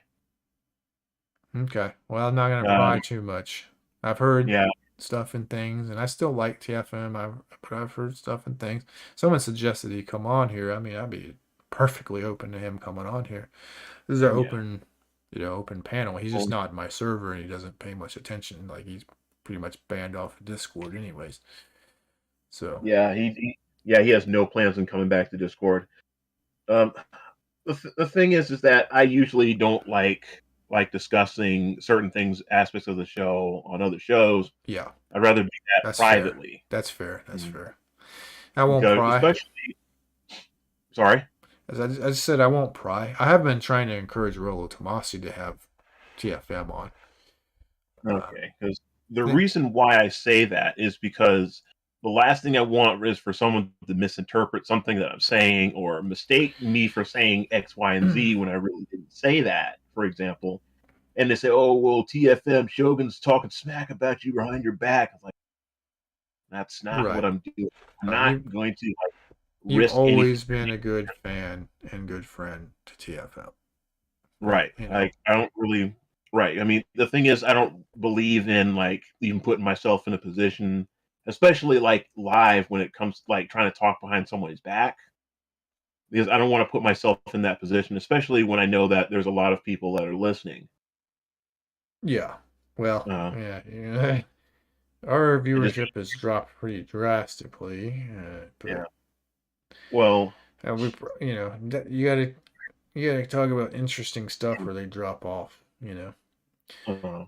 I yeah, got it's some. just Well, I was gonna say I got some ideas for content that I think would be great. Maybe I don't know if I want to talk about this on the air or if I want to just run it by you guys in private, but I want to do other content that, in other words, I'd be making new channels. I have some interesting ideas. Okay, let me run one by you guys. I will talk about this one. I'd be willing to talk about this one. So I'm just gonna get your opinion, Shogun. And okay. chat, please, if you want to chime in. Those of you who know me well. So, would you say, and I hate talking about myself this much, but would you say that I can be very fair and impartial?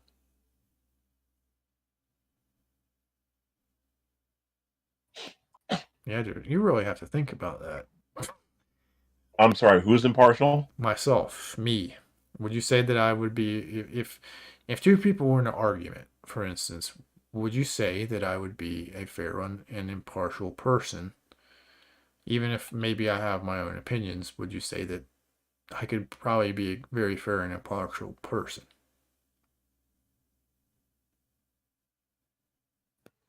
Well, when you mean impartial as in not favoring one person Yes, that's what I more than mean. the other, That's exactly what I yeah, mean. I would say so, yes. Okay, so that's what I'm asking. Would I be fair? Let's say even if I didn't like, and this is just, you guys know me. Even if I didn't like somebody, if they made a good point, I'm not going to just shit on them because maybe I like the other person better, right?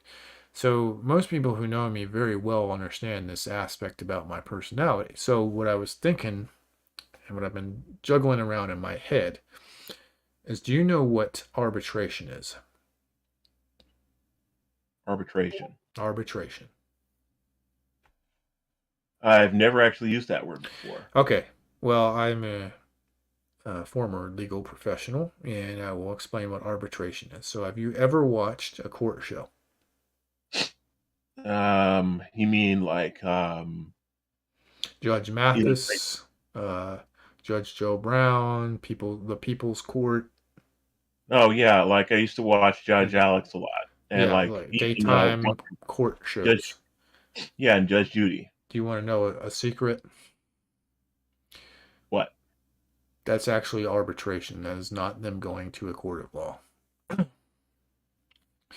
So what arbitration is, now there's two forms of arbitration basically. You have binding and non-binding arbitration. Now I'm not saying that's not what I'm saying, DJ Play Nice, but let me finish what my thought is. What my thought is, so basically an arbiter can act as sort of like a pseudo judge. Does that make sense? That's what those court shows are. Now, one thing I will say is that those court judges or whatever, they're usually when the people show up, they're signing a contract. Is basically what's called binding arbitration, right? That means any agreement or anything that the arbiter comes up with is binding, like a legal contract, right? No, not a judge. And also do some research. You do not have to be a judge to be an arbiter. But I kind of almost want to have a channel for YouTube beefs. Does that make sense? Like, and be an arbiter for that. It'd be like YouTube court almost. You know what I'm saying? I think it would be kind of entertaining. It's just something I've been sort of juggling around in my mind. And by the way, DJ Play Nice, welcome to the stream. Good to see you. You do not have to be a judge or anybody. Like, you can have arbitration. Some jokes. I could find an attorney can get some scrub off the street who's never worked as a paralegal before and say, I'm going to hire you as a paralegal. Is that wise? No. But that's the legal field for you. Now, being an attorney is totally different. Because in most states, being an attorney, you have to have law school. You're an officer of the court. Like all states, you have to have that, degree. You have to have been to law school, but that's a little bit different. To be a judge and an attorney is a little bit different. But some stuff in the legal area, you don't have to do that. If that makes sense, because some companies will have internal arbitration.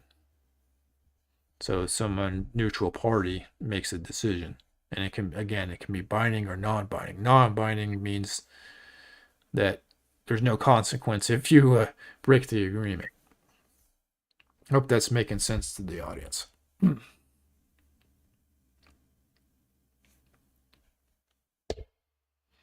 But I've been thinking about wanting to do something like that because it's interesting. And I know that I can often be fair and impartial to people, even if whether I like them or not. If you make a good argument, you make a good argument. I don't ego invest in shit. I'd rather I just try to be fair. I think that's best.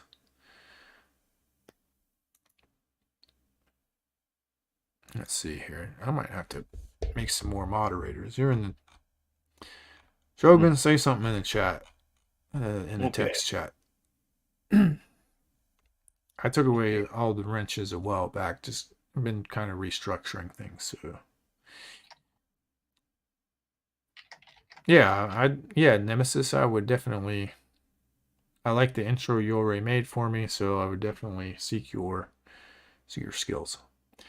It does, but here's the thing about how I would handle it, right? So I don't want that yelling over each other. So it would be a structured debate with arbitration. So I see you're speaking in moderate. There you go. Sounds like Slavic. Yep, that is Slavic. Bogi do bari oči nasuvate. So I like order, right? So I've been thinking a lot about this. So I would structure it. So rather than have two people being idiots and arguing and yelling over each other, because for some reason they think that if they yell louder than the other person, they win. That's not how it would work. In fact, one person I would put on mute while the other person was making their argument, and it would be very evidence-based. It would be in a similar way to court, right?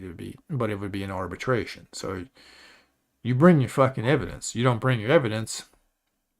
What happens when you don't bring evidence to court? You lose. Right. Right? Same thing.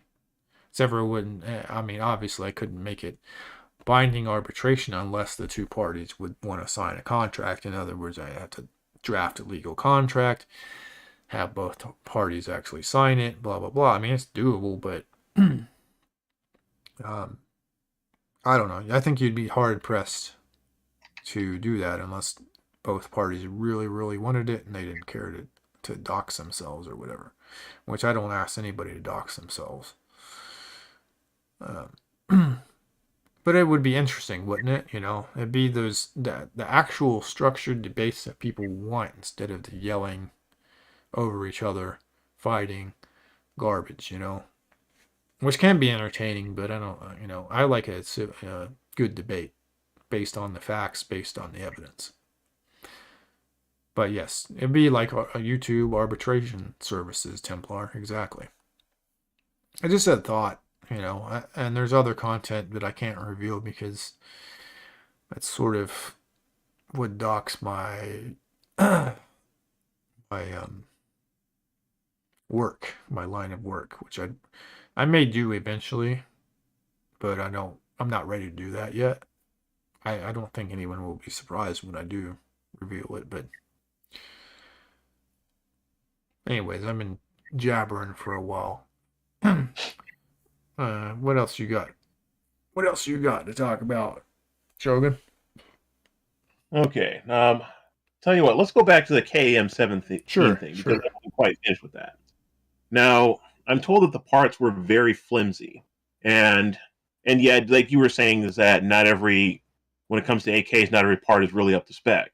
That's correct. Now, the thing about these is that the problem is that I think some of the parts, they don't really like stay in place, and they don't necessarily fit too well, and they're just not good quality parts.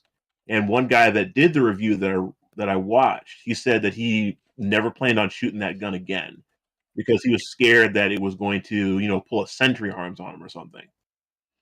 You definitely have to be careful with head spacing when it comes to AK-47s. You probably know about the RAS-47 that was a Century Arms, you know, American-made piece of shit. Yeah, was a ticking time bomb. And so yeah, I would not recommend that to anyone. The funny thing is that the first AK I ever fired was a Century Arms. I was at the gravel pit a few weeks ago, and I actually never got around to firing an AK-47 until last month. Where there were these Russian guys, they had an AR-10 and they had an AK-47. And he said that he kind of regrets getting it because, you know, the reputation of Century Arms. Well, what model was it though? The AK-47. It was, I can't remember what it was. They only make they've made 3 in-house rifles. The RAS, which is not made anymore. The Visca, the VSKA, which is basically the RAS made over again. And what was it? And their fancy pants. I'll tell you. I used to know it off the top of my head, but it's also a piece of shit. But it's supposedly higher tier. Well, all I do remember is that it had a V in it. I forgot the name of it. The Visca, the VSKA, but. I think it was the VSKA. I don't remember off the top of my head. But he does say that he regretted not getting something like a Wasser 10. The C39. The C39 V2, which is Garbo. It's supposed to be the upper tier version, you know. It's still got the same issue. Now, a Wasser, see, I have a Century Arms that's a Wasser 10. And that motherfucker, I'm not worried about that. at all. That thing's a beast. It's also accurate, surprisingly accurate. I'm impressed. But it's also Romanian made. They just import Romanian parts, put them together, and add a few, American parts to be up to standard so they can sell them. But it's mostly Romanian made, so a little bit different than them using cheap ass metal that destroys itself and just not making their AKs properly. Yeah, with that being said, when it comes to the Wasser 10s, I mean, I have two kits that I have yet to build. Although one, I got this off of, what was it called? Everygunpart.com. I think I got the kit entirely for between $500 and $600. And so it still has, so basically they cut the stamp receiver. And I think they do kind of a crappy job when they come to demilling the receivers, because there was a partial cut along the edge of the trunnion, which I thought was very tacky and was not a very good demilling job. And it was saw cut, not torch cut, fortunately. Although I think it'll survive. I think it'll work. And the bonus is that technically it's already headspace. So now because one thing I have to do is remove the rivets in the front trunnion. And typically what they do is they drill them out. Now, do you recommend after drilling them out, pressing out the barrel and then redoing all the headspace again after you press in the rivets? Because I see people selling kits that are already headspaced a lot. Now, does that mean that you have to redo the headspace on those headspace kits? So I don't know how to build them. That's one thing I can't answer you honestly. When it comes to building an AK, I don't know enough about that part of the equation. So I can't give you an honest answer. I don't want to mislead you. All right. I would definitely consult someone who would know. If I were you, I would consult someone who would know more about that. Yeah, so that's what I'm going to do. There's a forum where they're all about building guns of various types, and even the ones that aren't really commonly known. So yeah, there's that one, and then there's another one which I got off a gunbroker, but I think I overpaid a bit for it. Got into a bidding war with an FFL, and I was like, no, this is mine, this is mine, this is mine. And he eventually said, it's not worth it anymore. Oh, I mean, it's a nice kit, but at the same time, it didn't have a trunnion, and it didn't even have a barrel. So those were some fairly pricey things I had to pay for. That was the very first kit I ever bought. So yeah, that's something that I had to learn the hard way there. So that being said, the barrel that I bought, it appears that it used to be like a Draco barrel, but it had an extension on it. I can't remember. Did I ever show you that? I can't remember. No, you've never shown me the picture. No. Okay. I'd remember. I mean, I'd remember something like that. Yeah. I mean, it looks neat and all, but at the same time, I'm wondering, since that the barrel extension is not rifled, I'm wondering what kind of performance I'd get out of it. Muzzle brake is different too. Hard to say. Well, I mean, it's not really a muzzle brake; it's more of a flash hider. Okay, Nemesis, mediation is a little bit different than arbitration. Just FYI.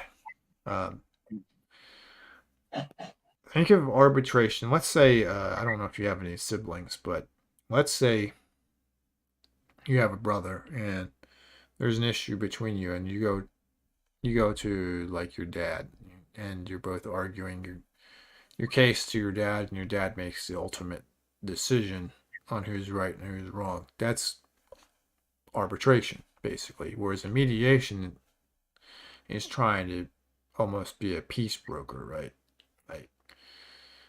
They say they'll only agree to this, and then that person says, nah, I'll only agree to that. And then the mediator is going back and forth between the parties. Arbitration riffles are the best. But, again, the arbitration thing is something I've been interested in. It wouldn't be, not to get off topic, but it wouldn't be internet blood sports. It would be structured, there would be order. That's the idea. It's just something I'm thinking about. Judge Wolf. That makes me think of that chili commercial. Wolf brand chili. It's right out of Texas. I actually do like Wolf brand chili, admittedly. Sounds Anyways, delicious. for a canned chili, it's not too shabby. Not too shabby. Nice. I prefer homemade, making my own, but we're getting off into the weeds here. I will say, I think it's cool that you're dabbling in parts kits when it comes to AKs and other stuff. I think that's really cool. You have an experience that I personally don't have. You may have to, unfortunately, learn the hard way, but, as long as it doesn't turn bad for you. But personally, if I'm going to buy a whole AK-47, it's coming from, Romania, Bulgaria, I think the Polish, they make Polish AK-47s pretty well. But the thing is, okay, so unlike the AR, if I buy let's say I have a Polish AK-47 and a Romanian AK-47, right? And let's say one of them just gets destroyed. Well, something happens, it gets destroyed. It's unlikely that I'd be able to use the parts from the destroyed rifle, any of the parts that were good, and use them as spare parts for the other one. That is one of the key weaknesses of the AK-47. Everybody's got their own, settings and standards and measurements, and it just doesn't work. Whereas the AR-15 is very modular. You can, it's a one set standard for everything on the AR. And that is one advantage that the AR has. I kind of gave away one of the things for my AR versus AK video, but... yeah. Well, only one country makes ARs, though. Well, that's not entirely true. Did you know that the military right now, since Colt lost the contract... that FN Herstel makes AR-15s. Did you know that? And the government buys them off of them. I did not know that. There are several European countries, including Heckler & Koch, which is Germany, FN Herstel, which is Belgium, and the U.S. government is buying their shit, and they also sell to the civilian market. So that is not the case. It's just that comm block weapons. Think of I'm a big fan of CZ, right? Which is Czech Republic, formerly Czechoslovakia, right? Well, they made some of their own weapons. The commies said, Czech Republic or whatever, we want you to have this standard of weapon. And they said, fuck you. That's where the VZ, what is it? The VZ? Yes. That's where that was born. So it kind of aesthetically looks like an AK-47, but it actually doesn't function. It's not, the parts are not interchangeable with an AK-47. Yeah. It only somewhat resembles the AK. Yeah, it doesn't even take the same magazines. Right, exactly. Exactly. So, yeah, so that's what you get with a lot of these former ComBlock countries when they were said, okay, you need to use the AK-47, and they all, okay, most of them did it, except for the Czechs. They said, fuck you. They came up with their own handguns. They came up with their own rifles. I respect it. I'm a big fan. Yeah, Yugoslavia. They essentially like made their own version in a Yugo's the sense. same way. That's why the Yugo. Unfortunately, the Yugos don't have a good reputation, but they did kind of do things their way. Yeah, well, I still have a burning desire to build one though. Do it. Do it. Yep. I've heard they've gotten better, actually. Yugos have started releasing SKSs that are supposed to be actually pretty good. Rumor has Really? it. Yeah. New versions. So maybe they're stepping their game up. Like, what would you say would be some of the problems with the Yugoslav ones? I don't know enough, but I heard they have reliability issues. Just rumor. The parts fitting, they're definitely they don't work well with any other parts, obviously. Yeah, That's why Yugoslavia has a habit of doing that. They do not only do that with their AKs, they do that with their Mausers and other weapons. I Yeah. think they intentionally do that so enemy armies can't just take their weapons and then assimilate their parts. Yeah. It's not a bad idea, but what I've heard is reliability issues is the biggest thing. All right, I see. So, I still plan on building one because a while back, and this is before I knew better, it was Center Fire was actually selling Yugoslavian AK barrels for $20 each. And this was actually a pretty good deal because you generally, like, if you're, whether it's a new or a used barrel, you're normally going to be paying like 3 times or more when it comes to that. Even if it's like those cheap American made AK barrels like from Century Arms and such.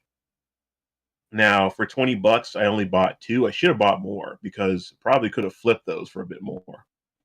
And although for a while it was actually kind of a challenge to find some M70 kits where those barrels would actually fit, because the journal size for a standard AK is 22 millimeters. The barrel itself, where the barrel goes into the trunnion, is 23. So I know it's a 1 millimeter difference, but that 1 millimeter can make a huge difference. There's a reason why Yugoslavia did that. So you're going to need a trunnion that's going to fit that. Now you can go to Apex and get trunnions that'll fit it. That's if you need to use a stant receiver. And fortunately, they have the ones without the bulge. But I didn't know that they made those without the bulge. Because the M70 AB models, they have the bulge. Unless you have one that is a milled receiver entirely. So yeah, that's one of the many differences that it has. Even with the furniture, like you'll notice how most AKs will have the 2 holes in the front. Now you can tell the difference between a Yugoslavian and the other ones because the latter has 3 holes. So that furniture is not going to fit on other AKs either. Like the underfolder is different, stock is usually different, and I think some of the fire control group parts look different as well. But yes, I'm still determined to build at least one. Man, do it. I will not discourage you from doing it. All right. Definitely do it. Right, because you know how I am about Serbia and Serb guns and Serb music. Well, why not buy fucking Zastava? Yeah. Well, Zastava Arms, that's a Serbian manufacturer. Well, true, but they've definitely stepped their game up. They used to be one of those things where it's like, it's kind of not really one you trust your life with, but it's a fun gun, but the Zastava has started to step their game up, which is good, I like seeing that. Well, yeah, but no, I forgot what I was about to say. But the thing is that I'm already, partially, a few bucks into it. Might as well go all the way. Well, certainly. I'm just saying, I'd get you. I'd buy you a Zastava. They make some pretty good stuff. I thought they had like a 5.56 model actually. Oh, they do. The Z-Pop. Yeah, the Z-Pop. Z-Pop. Yeah, ZPAP 90, I think it was. Hmm. Yeah, so I mean, I would like to also have an AK that shoots 5.56 as well. I mean, especially now that Biden is banning Russian-made ammo, I know. putting a 30% tax on it. So if you shoot 5.45 by 39, then yeah, you're going to be at loss because I don't know of any American companies that are actually making that ammo. Yeah, there's no So cheap way to shoot 5.45 anymore. yeah, that's Oh, and I was actually gonna start building an AK-74 too. So I had the 80% lower. I actually found a trunnion, although a bolt is actually really hard to find, and I ended up buying an AK bolt chambered in 5.56. It's a Bulgarian one, and it was advertised as an AK-74 bolt, but I yeah. noticed that it didn't smoothly fit, through the AK-74 trunnion. And now that I finally look at a picture of the two, it's definitely more. It's AK-47 sized because Yeah, I you put gotta it. be careful. Yeah, 30 Yeah, caliber is gonna be bigger than an intermediate cartridge for sure. You right. want to know So something interesting about the 5.45? what? You can shoot 5.56 out of it. Oh, really? I did not know that. Yes, it destroys the case, but Huh. you can do it. They planned it like that. Oh, okay, Yeah, I see. it's very it destroys the case, so you can't like reload that shit. But in an emergency, in a pinch, they can actually shoot our ammo. If I'm not mistaken. Okay. So yeah, Well, noted. yeah, But yeah, I'm definitely gonna save that bolt. I can get the because the thing is that the bolt is stripped, so I'm gonna have to get a firing pin. I'm gonna have to get an extractor, and there is a place that specializes in getting parts from Poland, and I can get some of those parts, and I'm assuming they'll fit. I mean, it's no guarantee, but if it fits, that would be fantastic because a 5.56 bolt, is actually a pretty desirable thing nowadays. So yeah, I just get a kit, get a 5.56 barrel. I've got the bolt, and there you go. Because I put that bolt in my Romanian AK bolt carrier, Hmm. worked just fine, cycled smoothly. So yeah. I yeah, wanted a 74 too. I was definitely thinking about getting one of those, and then and then they banned all the cheap ammo, and I'm like, oh, there's really no, like, honestly, there's no point in getting it. Like, yeah, realistically speaking, is 5.56 is fine. But I'm a yeah, collector. I kind of want that. You know. right. But the thing for me is that like the one reason why I mean, well, there's multiple reasons why I'm actually getting into gunsmithing now. Well, one, it's one of those trades that I don't want to die off around me entirely because, I don't think the trades will ever truly die. But at the same time, I mean, you don't really have the same people. I mean, the same amount of people that are doing the trades. Now everybody's talking about, well, tech is where the money is and yada yada. So I want to be able to do these things myself in case I'm in a scenario where I can't actually come across a gunsmith, where I can be my own gunsmith for starters. Absolutely, dude. I Yeah, 100%, 100% encourage that. And if you wanted something official, you can go to the Sonoran Desert Institute as one place that will have. They give you that paper that says you can be a gunsmith. You know what I mean? It's like kind of like having that degree. Is that you get that paper that says you're smart. yeah. Uh, you know. That is something that I actually do want to do. I would like to go to Sonoran Desert Institute, but I heard that it's not cheap. No, no, my buddy did, but the GI Bill covered it. He went through it with the last of his GI Bill. They obviously that doesn't apply to you, but they accept that. And he Yeah, went through it, and I mean, they actually mail you a lot of parts. You put that shit together. It's completely online. Now, like you can choose, right? You can hmm, build a 1911. You can build a AR-15, I think, and an AR-10. Now it's cheap as fuck. Like, it's kind of a piece of shit, but you're basically demonstrating that you can put it together and it functions. So, Yeah. And so that they like you like an 80% receiver or something. I'm not sure. I don't think they did. I don't think Hmm. a company like that's going to do that. Um, Yeah. I think they sent him the actual parts, like transferred the parts. If I recall, I'd have to ask him. It's been a while since I talked to the guy. But Okay, because the ATF is banning the 80% receivers on August 24th because because we're the ATF and everything that we say goes, regardless whether it's constitutional or not. yeah, But because of that, I saw that coming, and I knew that the ATF was going to try that. So that's why I've been buying 80%ers, some here, some there, even if it seems like it's a bit more than what I'm going to need in the future, because you never know when you get yourself another kit and you got yourself another gun that you want to build.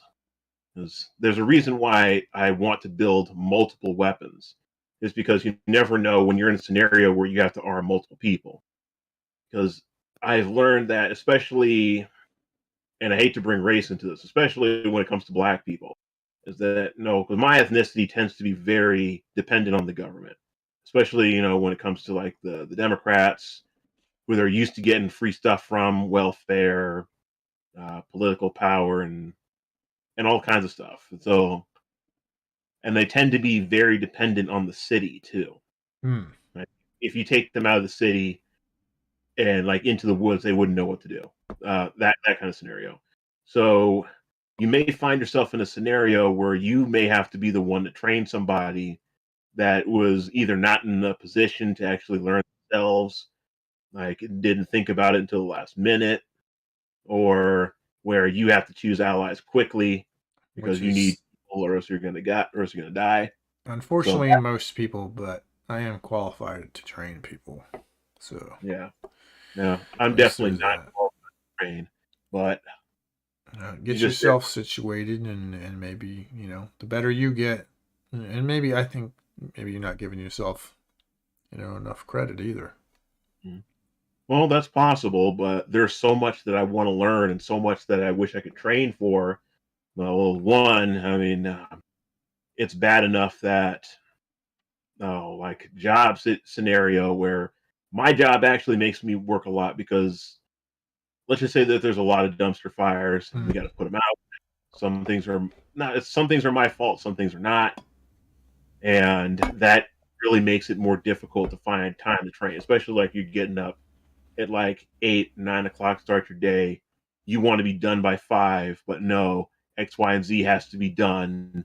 And if you don't get this done, then you're gonna get in trouble, and Yeah. you don't want to lose your job and all that good stuff. So I've gotten used to working like 10-hour days, 12-hour days sometimes, and it's like I just never get that time. That's the one thing I hate about tech jobs is that you're sitting around in front of a computer screen, you're idle, and you don't. Oh, And I don't get nice. a whole lot of time to do things.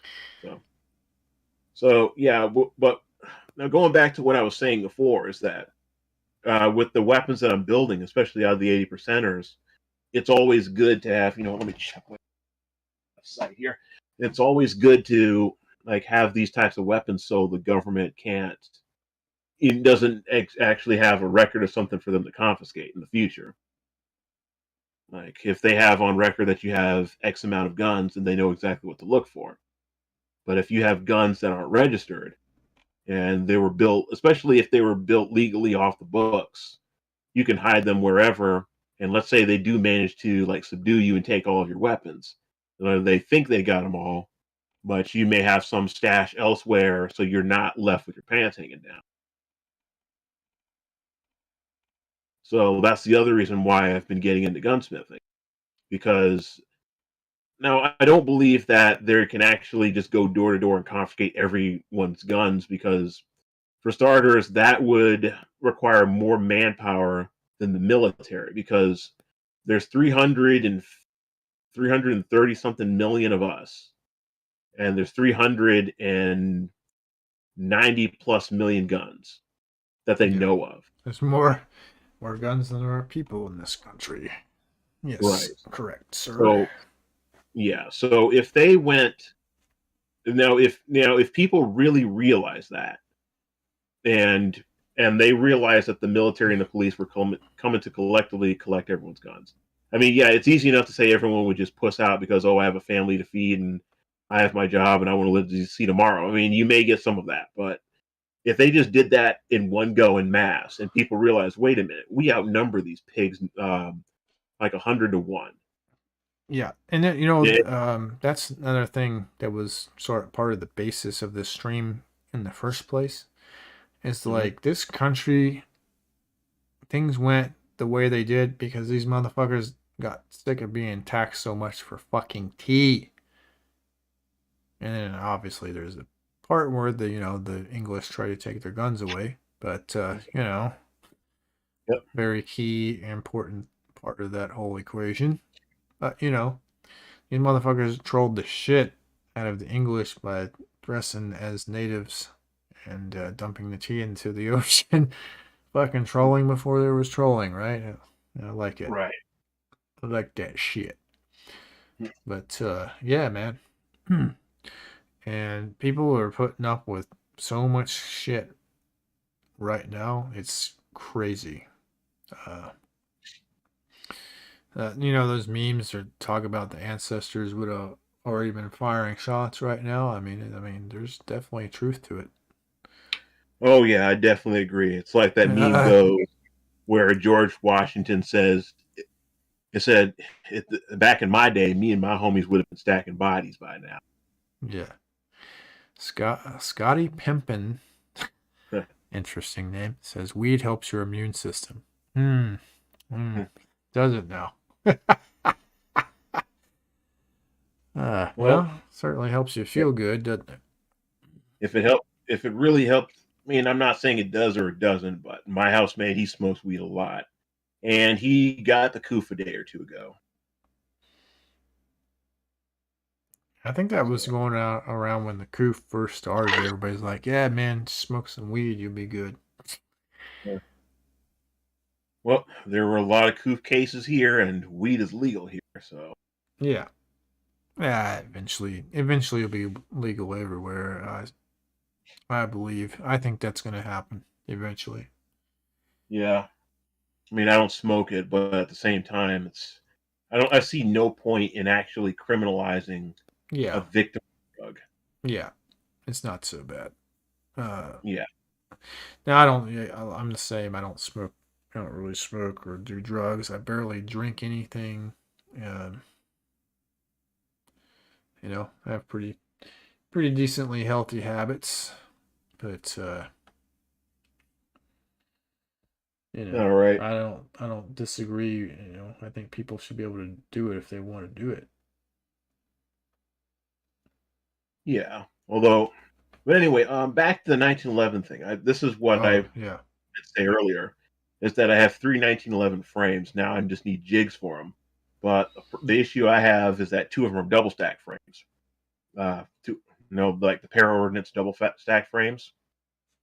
So I managed to get the triggers and the mag releases for them because they need different size triggers and mag releases. Although one of them is a standard size, and I have an auto ordnance kit for that, so I can just slap that together. But I've never. So I'm told that there's a bit of a higher learning curve when it comes to making a 1911 as opposed to making a Glock 17 or 19, which I've officially built 4 of those now. Although I don't own 4, unfortunately, because airport lost 1. I think somebody stole it. And come to think of it, I believe the parts actually ended up on Gunbusters. I was browsing through the auctions, and it said specifically that these parts came from a Polymer 80. I looked at the slide, I looked at the parts, I looked at the sights, and I said, "Wait a minute, that's my gun." I know that was my gun because I know how I built it. I mean, what's done is done, but one thing's for sure: I'll never trust Frontier Airlines with another gun of mine ever. I'll never fly with Frontier Airlines ever again either. Yeah. Well, I better not say. I better not say that. Yeah, watch what I say. Okay, yeah. Watch But what you say. yeah, I hate having to hold myself back, but Yeah. and you get the idea of what kind of statement that I'd like to say. Yeah, there's some things I'd love to say, but not while we're live, not on YouTube. But yeah, that was like $500 down the drain. But anyway, so yeah, like there's a process called decking for 1911s, I believe, and I have to find a jig that'll fit a 1911, and I need to actually cut the rails, but I need to know like the size of the rail that I need to cut because stuff like this I've never actually dealt with yet, and it's a bit more work to build a 1911 than I thought. Although the interesting thing about one of the frames that I have is that it's a compact frame, so I can basically get a compact kit and I can actually put that together and have myself a nice compact 1911 double stack. Like I know you're not a huge fan of 45 ACP, and you've given me, your reasoning for that, and you showed me a video as one reason as to why you're not a fan of it. Although you can chamber those I in don't 9 hate millimeter. it. I don't hate it. Don't get me wrong. I was going to mention about you were talking about 1911s. I recently upgraded. I still have the original, but I put in. So I inherited a 1911, and I believe if you're a collector, you got to at least have one. That's kind of a rule, right? And I just so happen to have one, and I replaced the spring, and I need to take that motherfucker out and shoot it. I'm actually kind of excited to take it out and shoot it, to be quite honest. Yeah. Nice. But what pissed me off though is I replaced the recoil spring. The kit that I bought comes with a trigger like a trigger spring. I forget. There's a better name for it. It's getting late. And I can't replace that because that would require punching some pins out, and I just don't want to do that. Right. It was my grandfather's handgun that I never knew he even had for the longest time. So let's see here.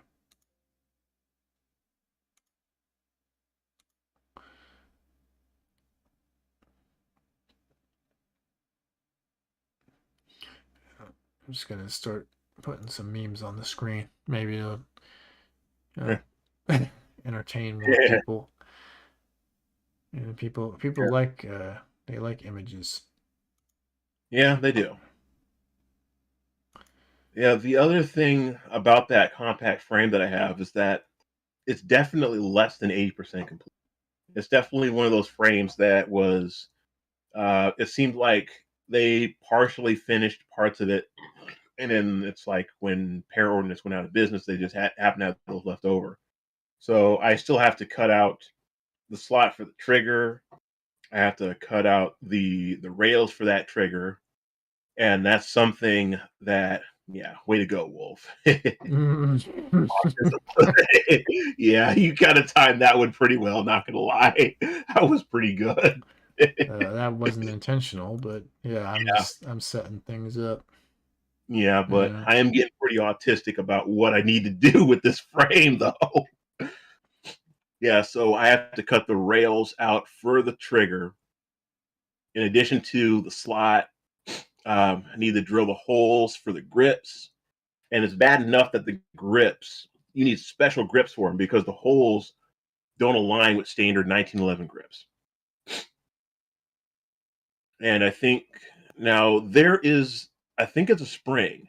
It basically has like the 3 prongs on it. See you, is that Sorry? I was talking to the chat. Don't worry about me. Okay. Yeah, so Now there's a spring with like 3 little prongs on it. I think it is. Looks almost like a miniature fork. You know what I'm talking about? Uh-uh. Okay, so I don't know exactly what that spring is called, but I think that spring for this particular one is not going to be as as big as a standard one. So I think there's one that needs to be shorter. I have to cut it shorter. And yeah, there's quite a few things that would have to be done in order to get this one to function.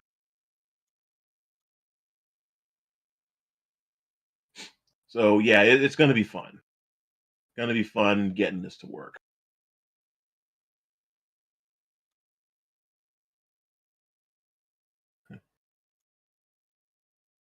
Funny how the AKs in that GIF don't even have magazines.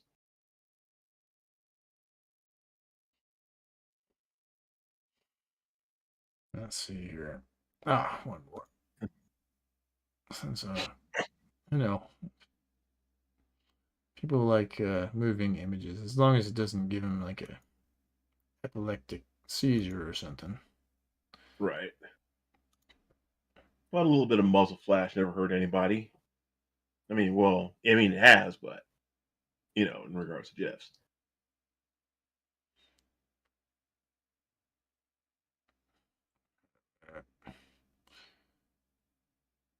But yeah, but even when it comes to building these 80%ers, I'm gonna have to get out of the state either way because my state has banned them, and the ban on the importation of these 80%ers has taken effect on the 1st. So, but where I'm moving, that ban does not apply. The state is behind the curve when it comes to gun control, which is a good thing. And the last one that I ordered was actually for an AK. It's kind of it's actually a milled AK 80%er, and then it has some torch cut Polish ones, which I was wanting to get. But Apex had sold out of those a while ago, and this guy had some for sale on Gunbroker, and I was bidding on it, but towards the end, there was this one guy that did bid on it 13 times. It would like wait 5 minutes or 15 minutes, and then he'll bid like 5 or 10 more bucks. I'm like, dude, just stop bidding. You're making me pay more. Like, if you're not going to go all the way, then just stop. Yeah, I hate it when people do that. It's like if you're not going to go all the way, just stop. And don't just drag out the auction for like 30 or 45 minutes. So I would have paid maybe like 40 bucks for it all, but he ended up pushing up to 94 bucks. My maximum bid was 105, but I still won, which is what matters. But it's always good getting a good deal. Yeah, I mean, I could go on and on about the deals that I've gotten in recent times since we talked, like this Ruger 1022 kit, because I can just 3D print a receiver for that. Although it's not something that's commonly done, but I did find the 3D printing files to do it. And I have a 3D printer, but I think I should get some like PLA Plus instead of standard PLA. Because even though it's a Ruger 1022 and the 22 doesn't really have a lot of recoil, probably want to use a stronger material than just standard PLA.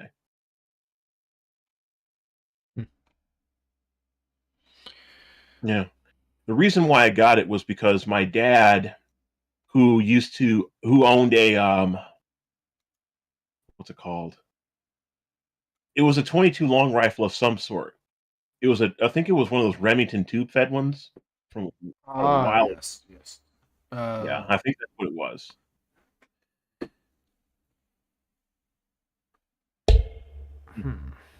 Yeah, and so whenever I see like a 22 long rifle or see 22 bullet, like what I'm actually holding in my hand, think of my dad.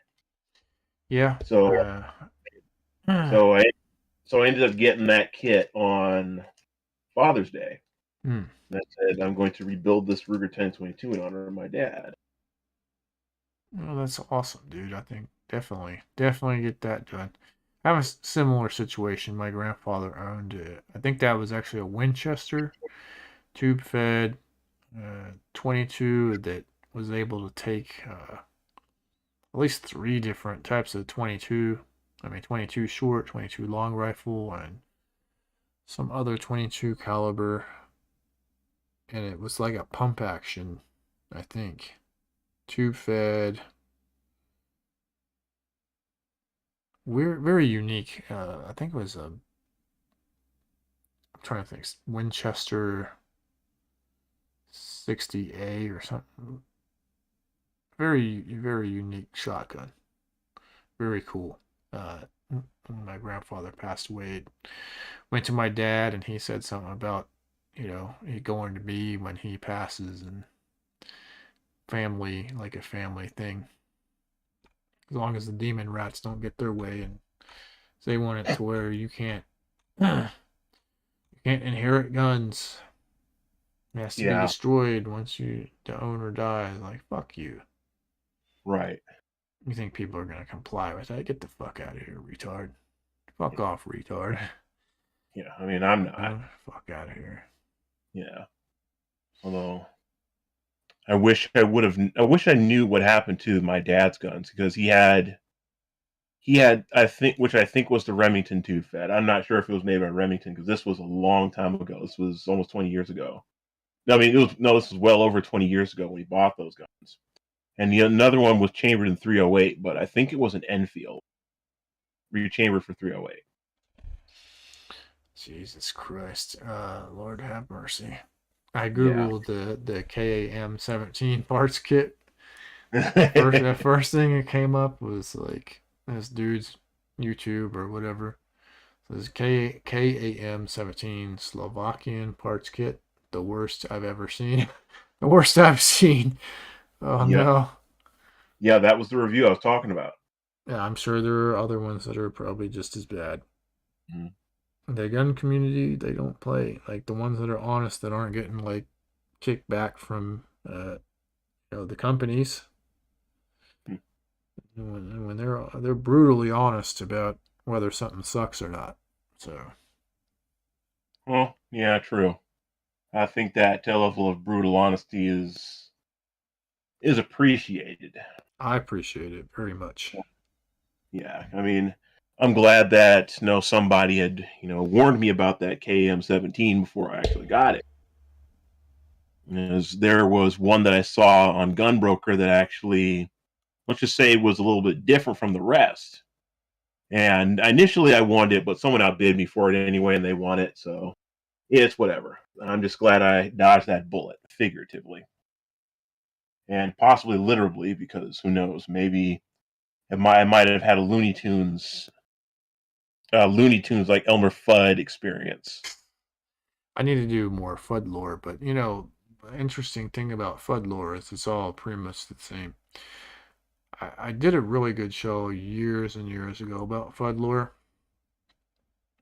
but I lost they had some really good threads on 4chan or whatever about Fudd lore that I worked off of, and I can't find.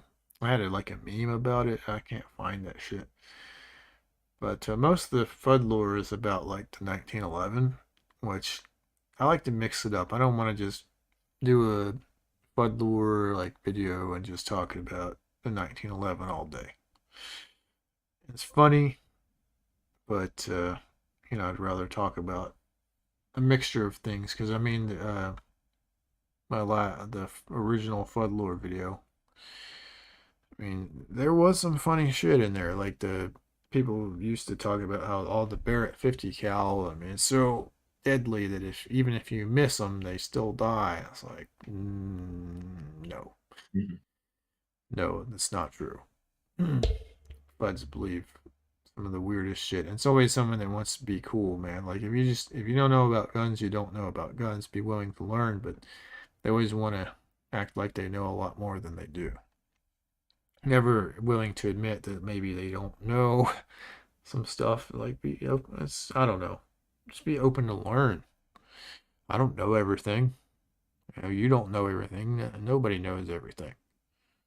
Yeah. And there's nothing wrong with that. But, you know, Right. I mean, I've been having conversations like we're having here, where it's me and a friend or be talking about guns, and then that, you know, there's always someone around who knows fuck all about guns but wants to chime into the conversation, and that's, I wish I remembered some stuff that come out of people's mouths, man. Like, Right. you know, when you're a gun guy, you just know, like, this guy doesn't know fuck all about what he's talking about. He just wants to be a part of the conversation.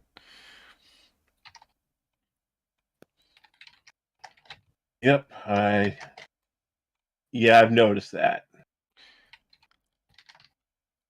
Well, you know, I don't know if you watch much of gun YouTube, but I'll tell you something I do like. Military Arms Channel has started to have like, you know, he usually does like reviews on guns and stuff, shoots stuff, and I always enjoy that. But lately, he started to have conversations. So him and some of his friends will, you know, the last one they did was talking about 10 millimeter and why it's got a sudden surge in popularity all of a sudden. And it, you know, I love those because you got like combat vets and mostly veteran guys who are like big time gun guys like myself. So they got a lot more guns than me, and that's saying a lot. But I mean, when you work at a gun shop and, you know, you're making some YouTube bucks, yeah, you can probably afford to buy more guns than me, which is unfortunate. Yeah. It is what it is. Lowered Expectations says, I tend to pretend to know about guns. Well, that's okay. You can be taught and trained. I never assumed that I know everything when it comes to guns, because I know there's a lot that I don't know. And it's people that know that they don't know and that are teachable and they know their limits. Those are the Yeah. people that those are the among the wiser people. You wanna know a secret?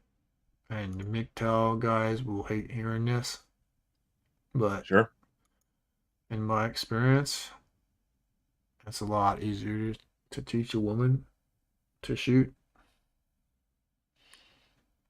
than it is to teach a guy. Oh, yeah. But do you know why? Because, you know, men are more like, I got this. And it can't be that tough. Whereas women, yes, you're they don't have correct. that pride, Exactly that- what we were just talking about is that guys let their ego get in the way, and Mhm. women will go into it wanting to learn.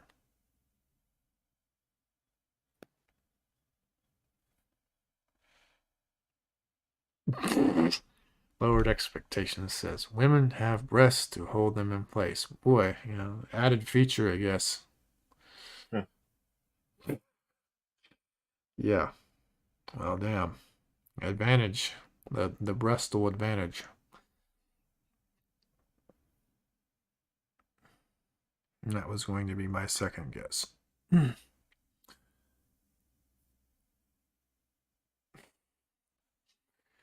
Yeah. But yeah, that's just my experience. Because a guy's ego gets in the way. They're unwilling to go into it with the willingness to learn. That's the answer. Right.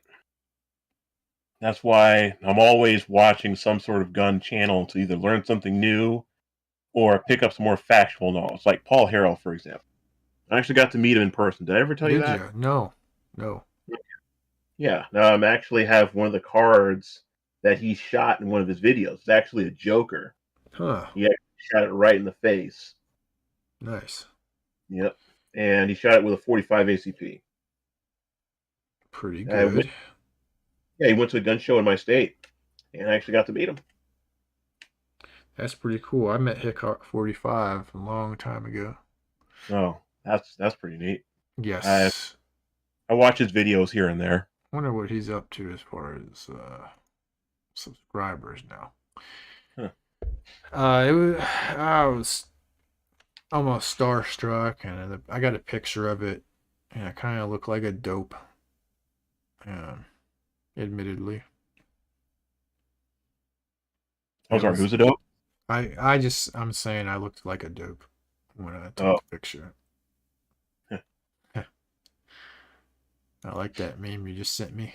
Let's see. Yeah, that was. I saw that and I was looking up, seeing if there were like any "Don't Tread on Me" memes that featuring like Elmer Fudd or something, and that one came up. He has, all right, dude. Hickok 45 has 6.88 million subscribers. Well, yeah, he's got a nice channel. I remember when he was like at 1 million. Oh, dang. Oh, dang. I'm at a famous person. Yeah. He is kind of, in the gun community, he is kind of a celebrity, to be quite honest with you. Yeah, there's quite a few of them, although I noticed that only a handful of them were willing to go like into politics and such. Like Paul Harrell, I mean, he shares a lot of our politics, but he generally doesn't talk about it in his videos because he wants to keep things on topic and to the point. Whereas Brandon Herrera, I like to call him Gun Jesus. He is the shit. I love Brandon Herrera.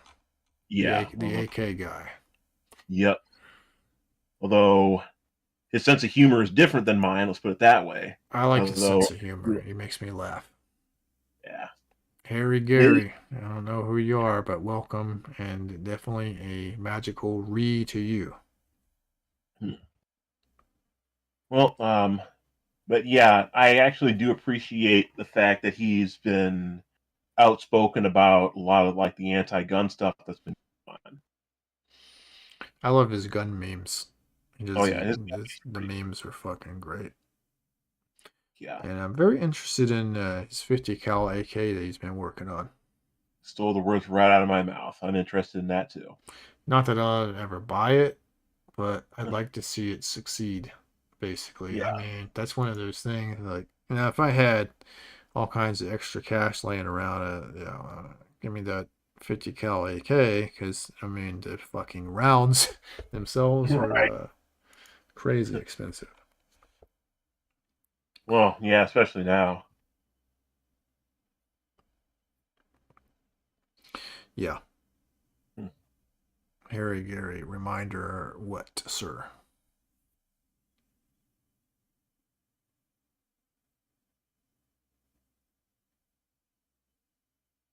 Yeah, I feel like so many different topics I could. Yeah, I agree. Harry Gary, you got the right. There is no gun debate. Anyone who says there should be a gun debate, nah. There are some things that are open to debate, and guns, Second Amendment is not one of those. 100% agree. One of them. Leave my guns alone. I mean, really, anything in the Constitution, the Bill of Rights, that's not debatable, is not negotiable. Certain people think that there should be a debate. No, there is none. There's no debate.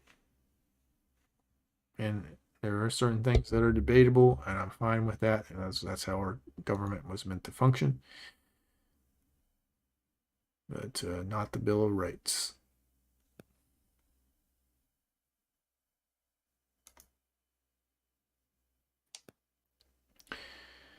But it's 2:30. I'm starting to feel my energy levels drop. My autism powers are draining rapidly. I don't actually have it, I don't think. Yes, we were actually going to broach the topic of autism. Now, the TISM commander had to go.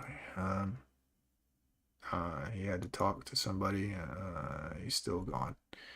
Like, he's here, but he's not here, if that makes sense. He's the guy. We called him the Tism Commander because he's high on the autism spectrum, and he had to learn a lot of things. I'd rather him explain it to you, but it's really interesting if you want to know. Like, he's obviously a functioning autist, but you know, it's been a long journey for him, and I would like for him to share that with, you know, YouTube, pretty much, because people with autism kind of get shitted on a lot. You know, people are just like, person's autistic, and that doesn't mean that they are. I mean, there are levels. It's a spectrum thing. There are levels to it. So some people are functioning and some people are not functioning. Obviously, Shogun is functioning. APOC is functioning. The psych nurse, Cassandra, my good friend, functioning autist. No, I haven't talked to her in a while. I should actually, you know, get in touch with her again, see how she's doing, because she was the one that recommended the St. John's wort, and that helped me immensely. Good, yeah. Glad to hear that. She's doing. I talked to her earlier. It's on a weird sleeping schedule, so.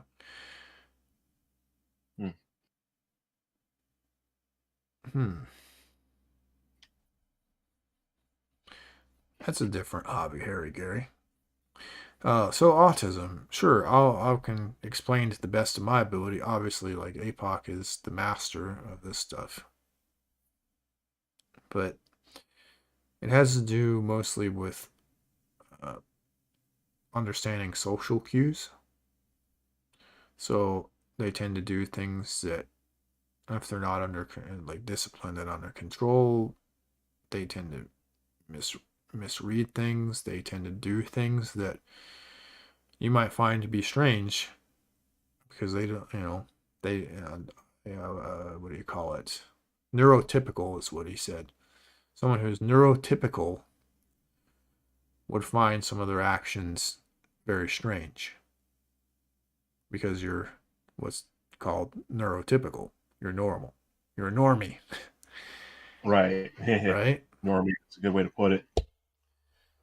But they don't understand the social cues. They don't understand that what they're doing is strange. And they don't know how to read you if they're talking to you most of the time. Now, they can train themselves to do that. Yeah, but even if it doesn't internally make sense, you just know that this is how it is. Because that was just me my entire life, not really understanding social cues. I was in many ways, just a socially inept person. Not that I was trying to be obnoxious, but I used to do and say things that were obnoxious a lot and not even realizing it. And that's where, going back to the conversation about me, when I used to live in Indiana, like, I had to learn how to act a certain way so that, in hopes maybe people would just leave me alone, not try to pick fights with me all the time. Yeah.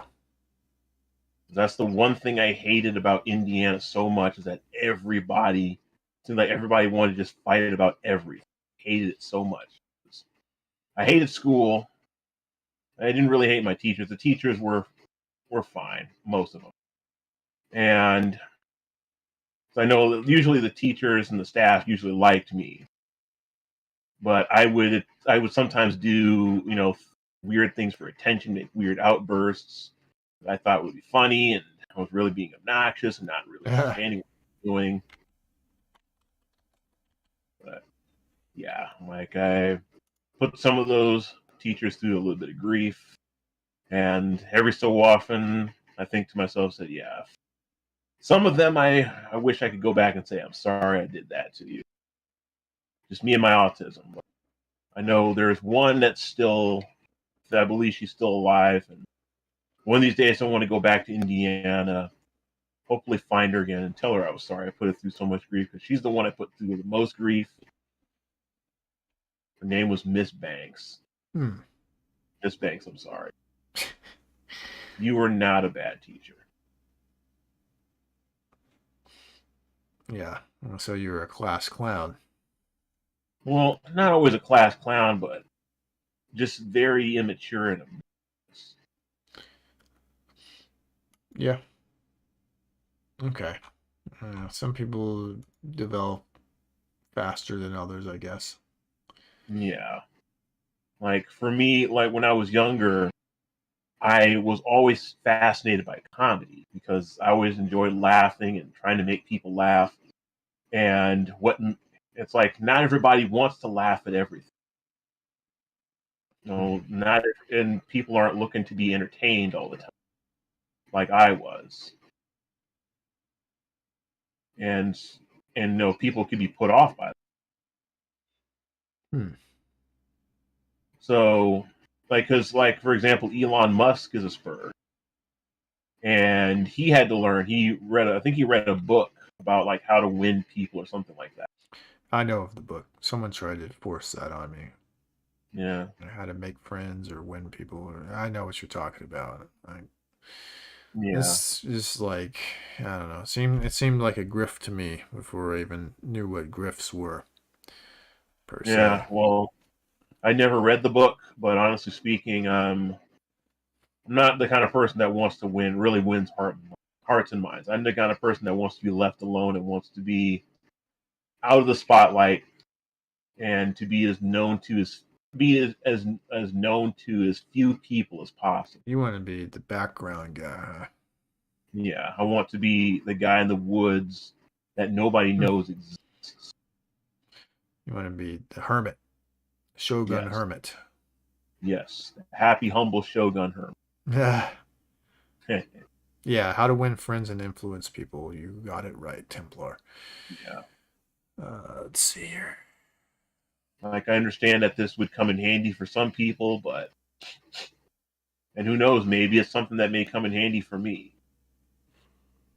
Because I am not naturally charismatic, nor have I ever truly, I mean, well, I wouldn't say that, but nor am I interested in being that right now.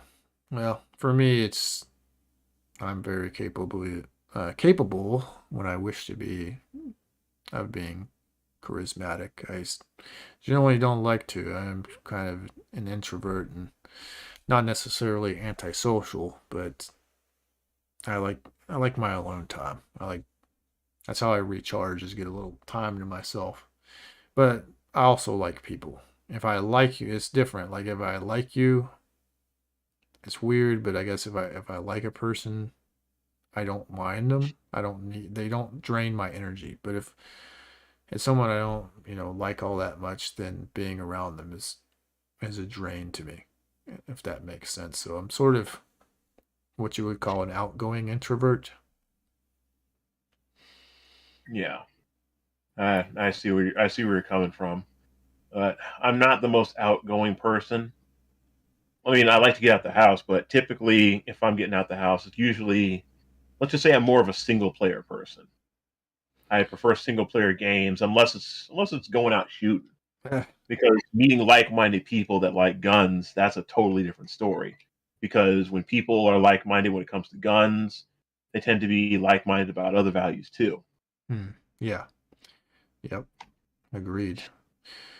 Harry Gary said he's full schizophrenic. I don't seem like what they're getting at. But it isn't paranoia if they are really watching us. Well, true. Very good point. Nemesis is very socially in tune, but it almost sounds like, Nemesis, that you're saying you're almost to a overwhelming degree, which I thought there was a terminology for that, but it's almost like an OCD, but it's not. That's not what it is. But I think there is a term. I haven't. I loved psychology. I was always good at it, but the term escapes me. Psychiatric help? I don't know. Well, one thing's for sure, Indiana just made me hate people even more. Not like hate as in like live rent free in my head, but me just like not like people. Realize that how little I have in common with the average person and how cruel they can be. Yeah. Yes, Indiana is partly what made me what I am. Kids are, that's what you gotta remember, especially young people are exceptionally cruel when you're different. So Yeah. And it's not just young people, but I find that it's adults also, to a certain degree. that is also true, but I think adults understand the consequences of certain actions, so they're less likely to do it, if that makes sense. Yeah. So it holds them back. Templar says he can relate to you, Shogun. Yeah. Well, yeah, reading what he says it seems like I'm really good at conversations. Personally, I think I'm terrible at conversations. Like I stutter a lot, I go a lot, and I go and I'm not even the kind of person like TFM can like think about what he's saying, and then like he'll have like his next statement's ready to go. For me, I can't really think and talk at the same time. So it's not always that I'm forgetting what I'm about to say, like I have Alzheimer's. It's just that, and I find that I'm not the only person that's like this. Is that me? I have to. I'll say what I'm saying, but it's difficult for me to like think about what I'm about to say next. So that's why I have to stop and pause and then think and remember. Okay, what was I about to say next? Yeah. That's the way my brain works. Okay. That's, yeah. I have a little bit of ADD, so it depends on how interested I am in the conversation. If I'm very interested, then I'm super like in tune. I can speak and think at the same time, but if I'm kind of like I'm not really feeling this, that's a little bit different. Right.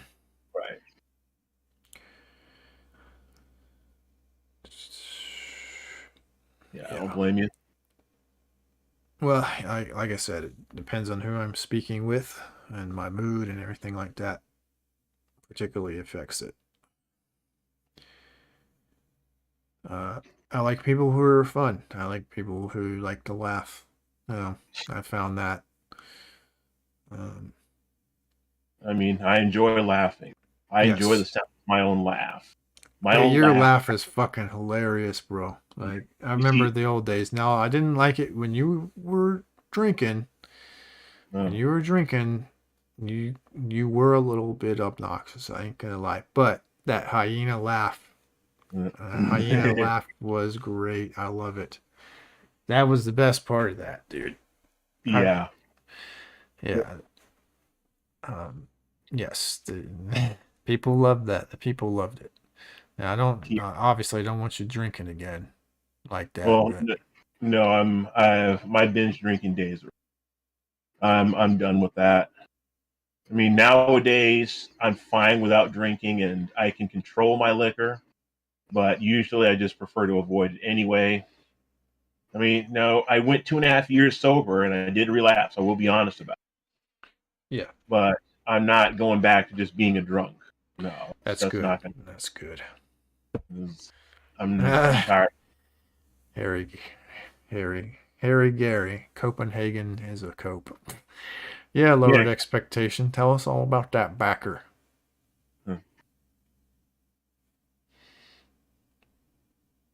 I have an obsession with big tits. Is that somehow normal? Oh, I too have a obsession and passion for big tits. Well, you are a man of culture. Well, I mean, as a straight man, I like tits too. I can't help it.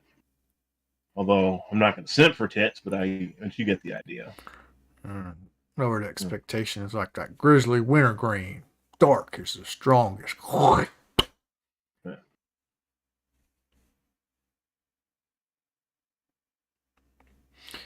Yeah, I think you'll find in most guys have that obsession nemesis. Yeah.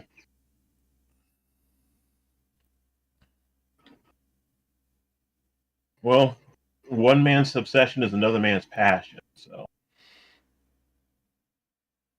the way I view it. That's true. That's true. Truth. Also, I think I found the equivalent of my laugh in the female form.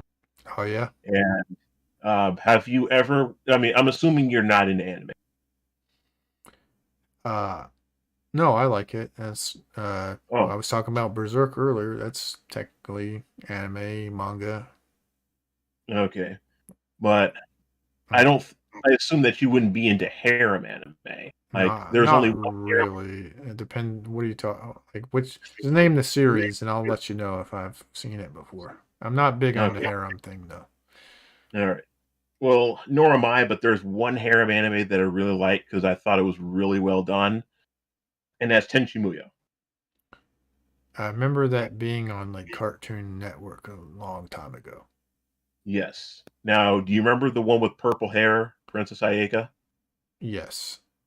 Okay. Now, if you hear a laugh, she has the female equivalent to my laugh. I never put two and two together until like a week or two ago. So I rewatched the entire thing with the original English voice, Okay. not like the newer one. I The newer remember. one does not do the character justice. I remember that on Cartoon Network when I was like a teenager, but I never really got into it too much. Back then, let's just say I didn't have the same appreciation for it back then as I do now. Damn. Because let's just say I wasn't fully mature enough to understand certain things about it. Yeah, I agree with that. And the shots are being fired in the chat here. So Harry Gary says they're an ass man, and then Lord Expectation says he gay. Well, I like both. I like a whole package is good. Right. Although the latter the female is much figure. harder. Right. Although I would slightly lean towards the latter because the latter is harder to fake. Tits are easy to fake. And ass is not. I happen to be a subject matter expert on tits, and I know I can tell a fake one from a real one very, very easily. Well, I am not a fan. I'm not a fan of fakes. And apparently, you may not know this, Shogun, but what do they call it? Brazilian BBL, Brazilian butt lift is like becoming a thing, like a very popular thing. It's starting to turn into the new breast implant thing. Yeah. So I don't know, bro. Well, I mean, don't get me wrong. I'm not a huge fan of fake tits either. I mean, I'd rather have small tits that are real than big tits that are fake. I concur. Because, I mean, after like holding a pair of fake tits multiple times and only having been fooled once, yeah, I can definitely say I prefer the real. Yeah, go real or go home. Right. That's my motto with titties. But a flat butt is a huge turnoff for me. Yeah, you gotta have a little something to work with. Yeah. Agreed. Right. Agreed. It was the last girlfriend I had. Chat's getting funny. Oh. Yeah, the last girlfriend I had, I mean, she didn't have a whole lot to work with at all down there, so that's one of the good things about getting rid of her, besides the fact that she was a conniving cunt. It's like, you know what? I'm glad I didn't marry her. Yeah, I've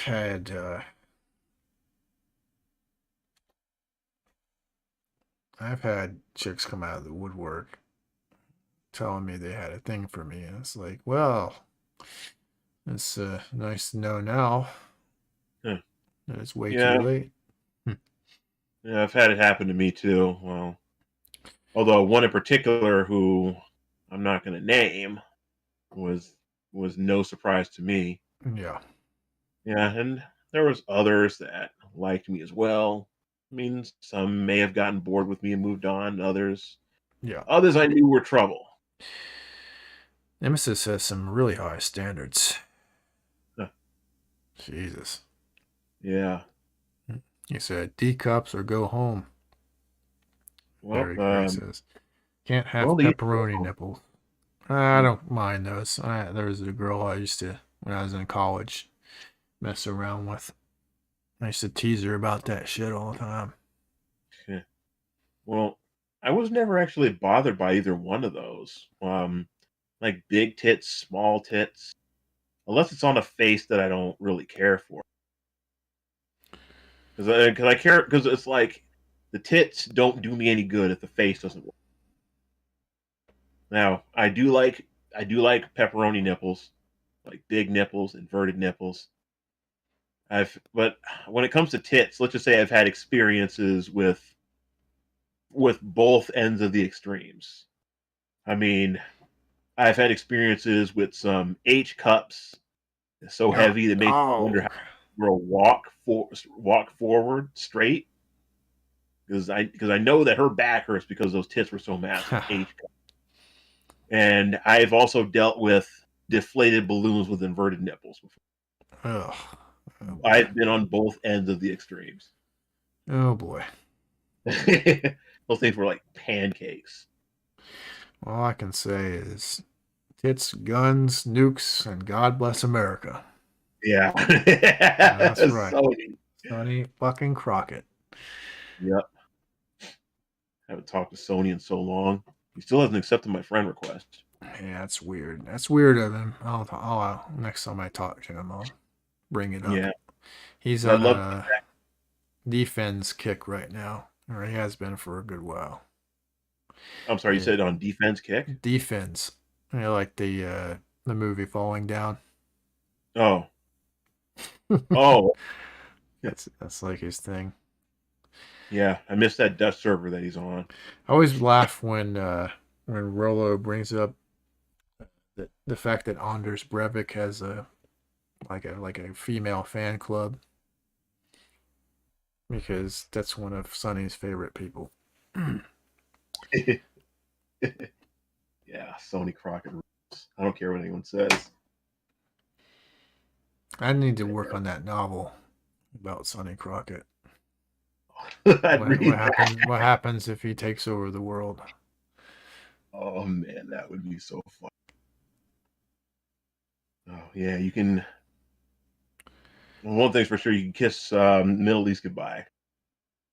Well, I don't think he would destroy the Middle East. Well, yeah, he'd do something before he destroyed the Middle East, and he hates Europe more than anything right now. Yeah, you know that. Right, but I'm pretty sure that there would be a lot of kebabs removed. Well, the audience doesn't know Sonny Crockett. They haven't. I'd have him on, but then my YouTube would get shut down. Yeah, as much as that would. That'd be the end of my YouTube for sure. Right, because Sony has no filter, and that's what I love about him. Sony speaks his mind. He's not afraid to talk about, as he likes to quote unquote, like feeding the rat bastard or nuking the kebabs and all that kind of stuff. Yeah. He's actually a really nice guy too. That's the best part. Right. Yeah, Sony is cool. I like him. Even though he has a lot of hilarious sayings like, "Who cares, Sam Monkey? Go blow up a mosque or something." Yeah. He said that to Nocta. My boy Nocta. Yeah, he did not like Nocta at all. He just said, he's just a no filter guy, man. It's funny. Not everybody can appreciate that. Some people get triggered. I appreciate anyone who's funny. Right. He is definitely my favorite wolf. To be honest, I never was a huge fan of wolves as an animal when I was younger. But it's like Sony just brought out the love of the wolf. Wolves are the shit, man. Yeah. I love wolves. I'm an animal person. Yeah, I mean, I like them now, and sometimes I still kind of entertain the fantasy of owning a pet wolf, naming him Sony. You can get a wolf dog. Yeah, but I hear that they're a lot of work to take care of because they still have that. You don't want that to have you don't want to have children, so you ain't gotta worry about that. You have to establish the pecking order, but other than that, once that's established and everything, they're a good pet. Yeah. Gotta watch out for if you have guests over, which it doesn't sound like you plan on doing that either. Yeah, but at the same time, the place that I'm moving to it's not necessarily going to be my house. There's a guy who owns this really nice house on all this acreage, which would be nice for for the dog, but he does have a 4-year-old daughter, Yeah, and that wouldn't work. yeah, she's over there like every other week. The last thing I want is for Sony to maul her. Yeah. You gotta be real careful with that. Yeah. I would love to have a wolf dog as well, but if I want to be a dad, that's not as those two don't come together. Right. So maybe the closest I could do is maybe get a husky. You still gotta be careful with them. You have to train those motherfuckers because they're very big on the pecking order as well. Oh. Yeah. Well, I mean, I definitely wouldn't know by experience, but we had a dog. I believe he was a husky. I remember I know we had him when I was 4. And yeah, his name was Sasha. He was a good dog. He used to love playing with that dog. I never forget the time. This was back in '89. My sister had made me and my little sister some sandwiches. Yeah. And I got the curious thought. I was like, hey sis, let's feed the sandwiches to Sasha, see if he'll eat them. So he gave them to the dog. And my sister, what? You gave the sandwiches to the dog? Because I was curious if you ate them. Well, of course you will. He's a dog. Oh. Will eat almost anything. You drop that shit on the floor, they're coming running.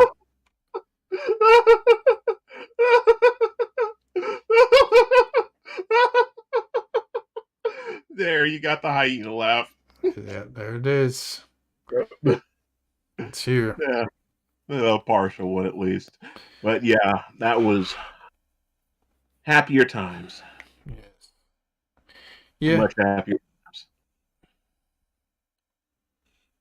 Yeah. Go on. Oh, sorry, I was thinking. Yeah, sorry. Getting a little tired, but I did watch. Speaking of cool American stuff, I watched damn Top Gun, the new Top Gun, and I've been wanting to kind of do a video review, but man, nobody watches that. Nobody watches that shit. Well, unless it's done by Critical Drinker. I love Critical Drinker, by the way. I'll watch. He never actually did one. I will tell you, Top Gun was worth seeing in the theater. I've not been to a theater or watched a Hollywood movie in a long, long time. Because I don't like giving those motherfuckers my money. But lowered expectations likes his women in the face with a bat. Yeah. I stay loyal. Yeah, but speaking of movies, I actually watched a movie. I was actually watching it, and I didn't know you were streaming. Otherwise, I would have watched it later. It was called Drop Zone, starring Wesley Snipes back in '94. And you think about how movies suck today, but you watch that movie, and it's like a breath of fresh air. It's like it doesn't. I mean, well, most movies tend to have that cheesy, romance plot that. Yeah, I think there's always that. Really, yeah, which doesn't really add to the movie, in my honest opinion. Minus 13 hours. The Right. Secret Soldiers of Benghazi, which is one of my favorite movies of all Mm. time. It doesn't have that bullshit. It's all like, I just love, the old banter. It reminds me of the old days. Yeah. Dudes bantering with each other. Military banters. Most people don't get it, but Right. that's how it goes. But Top Gun, go see it. It's got a lot of nostalgia from the first one. There's one or two contrived plot points, but it doesn't hurt the movie. You kind of go in there kind of knowing what to expect, and it's none of the woke bullshit. Just really, I thought it was good. It was worth every fucking penny. So go see that shit.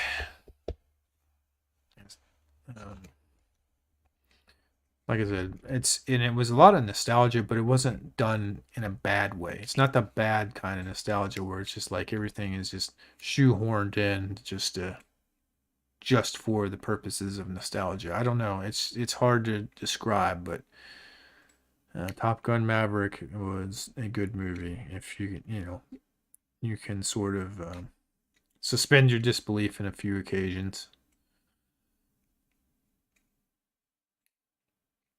Well, I feel like that's very necessary these days, but I mean, especially now, whereas you just have a scene that is just it's not even believable on paper, let alone believable with CGI. All And right. something so ridiculous, like going back to the movie Drop Zone with Wesley Snipes. Now, I mean, yeah, there was the female character who had some heroic moments, which was cool and all, but it didn't have anything like over the top, pro-feminist, like I'm a strong, independent woman, and you big guys are just in the way. My strong, independent woman. Yeah, 120-pound woman throwing around, men twice her size like rag dolls and stuff. Yeah. Good. So how about this one? We got a great question. Excellent question in the chat, Shogun. How would you rate the original Predator movie with Arnold in your movie hierarchy? Now, I know how I'd rate it. It rates high up there. Yes. Probably the only good Predator movie that's come out, like, ever. All the other ones were kind of trash. What do you think, Shogun? Well, I would say that the Predator movie definitely among my favorites. Oh yeah, Predator came out in '87. Okay, now I remember. So, yeah, I mean, I barely recall those days, but yeah, my parents weren't going to take me to see Predator back in those days.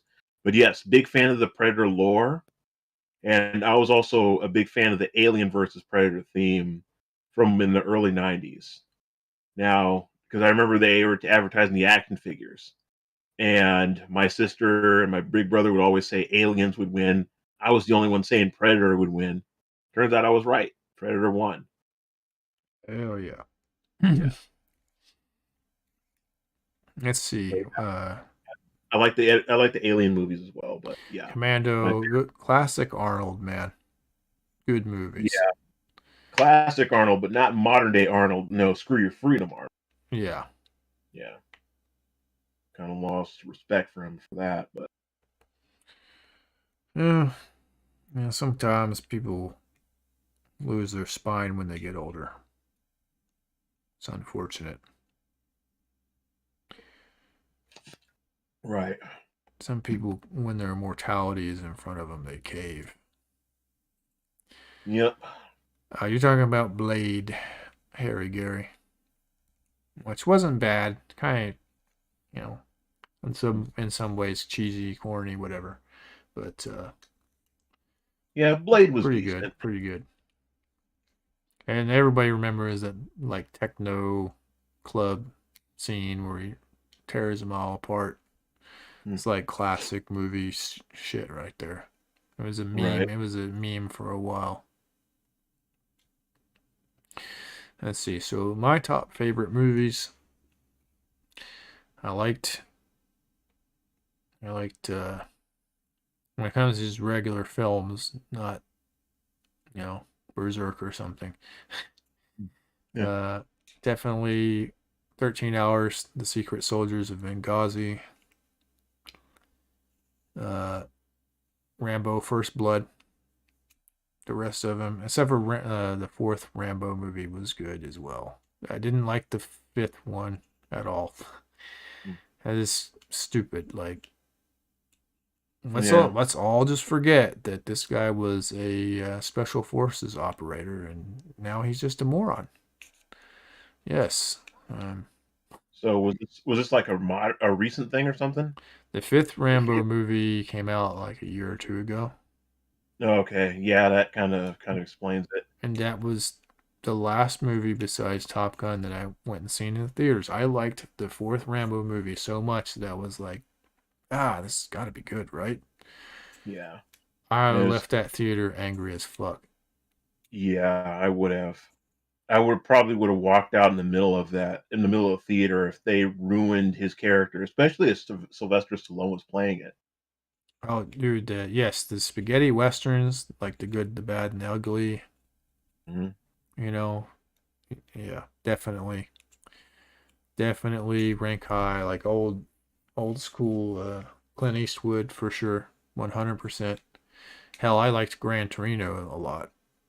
It's kind of cheesy in some ways, but good movie at the end of the day.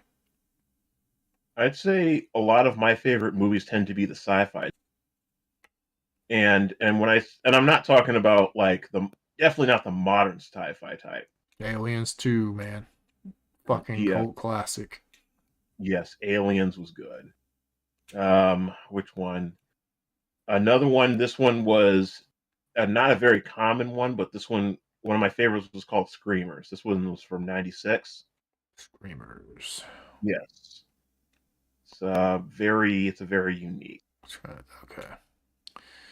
I think I've seen it, but I don't know. It's not ringing any bells, but let's see here. There was another one I was thinking of. Wait.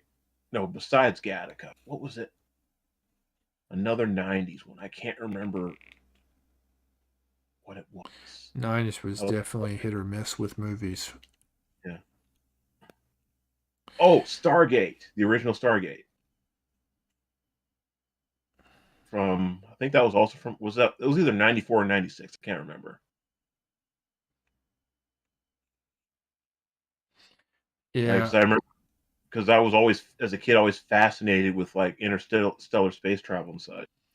Yeah, where they find this Stargate, and I always liked the animation from when they're going from that one planet to the next. Whereas, like in the series, like SG-1, they would only play part of it, and that used to annoy me because playing the whole thing was like iconic, especially the latter half of it. What's that fucking movie?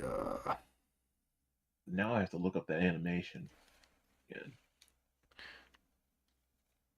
Man, you got me thinking about.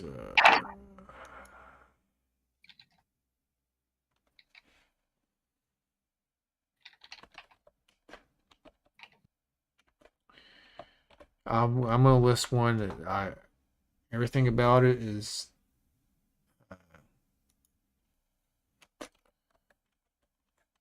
It's kind of a cheesy, I think, 80s movie, but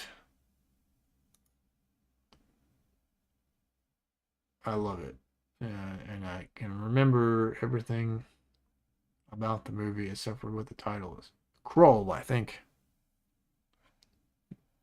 Let's see if anybody, I know there's some people that are close to me in age. I think the movie is called Krull.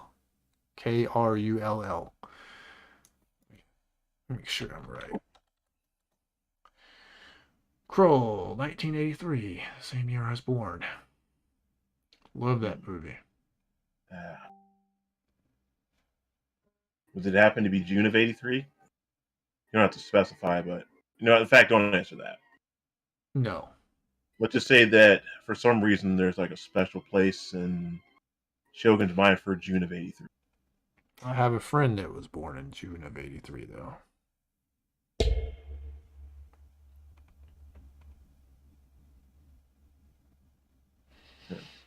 Skrull. Yeah. Great movie. June is among my favorite months of the year. Total Recall. Like I said, classic Arnold is always a go for me. Definitely enjoy anything classic Arnold.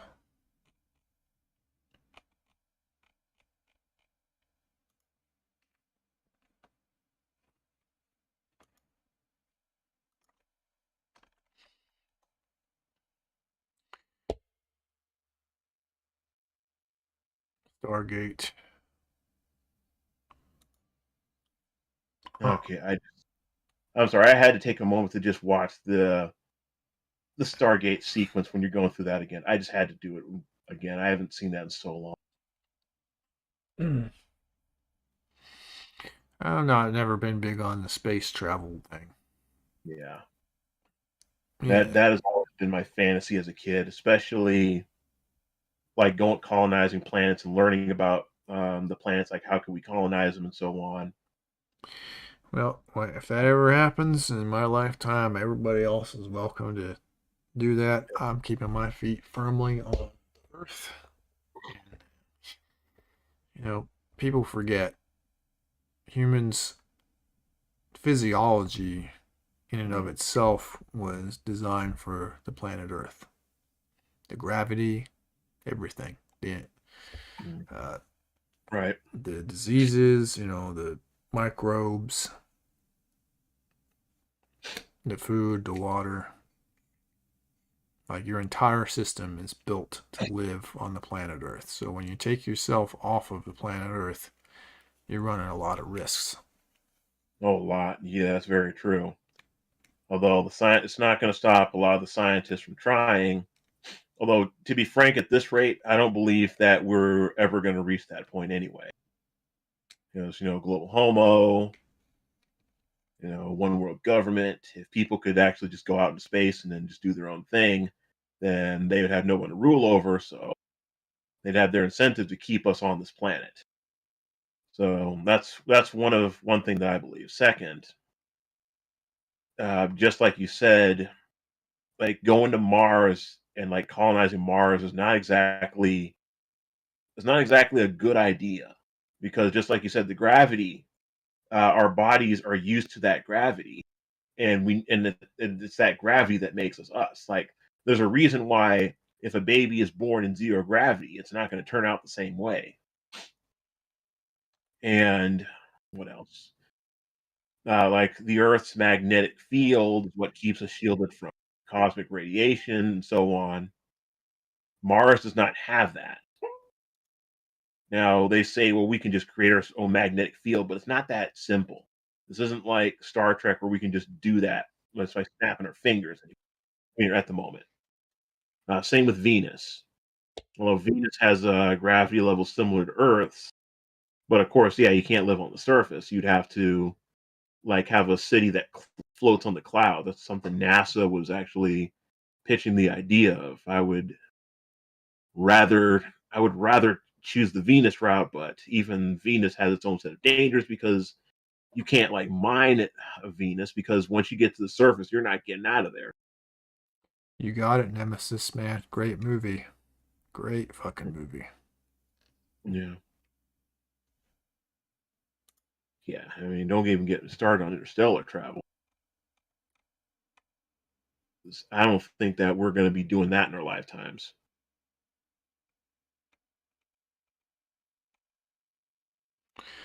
Yeah, and I'm fine with that. I'm very fine with that. Yeah, because there's a lot of planets that scientists have discovered, and I would love to see them like up close in person. But I know that I will never live to see a trip to see Trace 2b, the darkest planet ever discovered, a planet that absorbs 99.9% of all light that hits it. That dark, and the scientists don't know why it's that dark, and it's bigger than Jupiter. Well, it's not that I'm not. Also, I should say it's not that I'm not interested in space, but I'd rather observe it from where I'm at. Yeah, I don't want to leave the Earth. Right. Yeah, it kind of reminds me of I had this dream.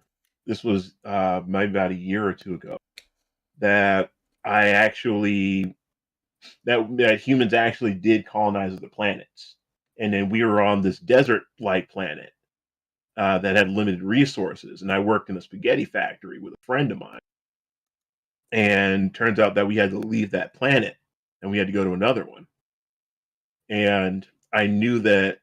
I mean, there was a planet that was nearby that we could go to and we could recolonize, but it was mostly because like we depleted the resources on this planet, so we got to move on. Same like what we did to Earth, and I was feeling kind of sad and depressed knowing that I'd never see Earth, our home planet, Hmm. because essentially what happened was like humans were drifting through space for generations until they finally reached this planet, just way out. I don't know if it's within our galaxy or in another galaxy or what, but yeah, the whole thought was very depressing during the dream. That was one of the sadder dreams I've ever had. It wasn't a nightmare, but for some reason, because I used to always talk about I don't want to live on this planet anymore because clown world, honk honk, and you get the idea. Yeah. But at the same time, I had that dream. I was like, wow, I appreciate our own planet more. I mean, more now that I've had that dream.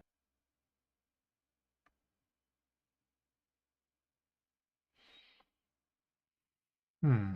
I don't. That's one thing. I don't know about you, but I personally don't dream that often. Hmm. Yeah, I dream very frequently. So typically, when I go to sleep, I know I'm going to have a dream. Like just this morning, I had a dream like 5 times, and although I normally don't like have 5 dreams in like one night, but it's common for me to dream. Although I don't talk about this much. This is something I typically don't talk about much, but lately I've been dreaming about the same person and her sister very frequently, which is kind of weird. Because that's what happened last night. I dreamt that I lent this girl my Mauser because we were under attack for some reason, and I think we were like inside of the school. And I was like, Jen, what did you do with my rifle? And she's like, oh, it's on this floor. And I'm looking around for it. What did you do with it? And then it turns out it was just on the other end. She was like, oh, it's right there. And I looked back at her and she's just cracking up. It was like, you just got all upset, all worked up for nothing. I mean, it's not really funny when I just describe it, but having the dream just makes it more funny. Yeah, because you're kind of semi, like, at least to some degree, experiencing it when you're dreaming, whereas you're describing it to us. We can't really relate as much. Yeah, right. Because, like, for me, if I misplace a gun, I'm automatically starting to get fidgety. Like the other day, I had misplaced a case with my Glocks in it, and I wasn't sure where I put it. And I was like, "Oh wait, I probably put it here, didn't I?" And it turns out it was there. I was like, "Ooh, that's a major sigh of relief." When I can't find one of my guns, I'm freaking out. So I that's definitely concur with that. Yeah. So that's basically like me and my Mauser. As you know, I'm a big Mauser fan. I do. You love that fucking Mauser. Yeah. You do. Well, I got both Mausers now.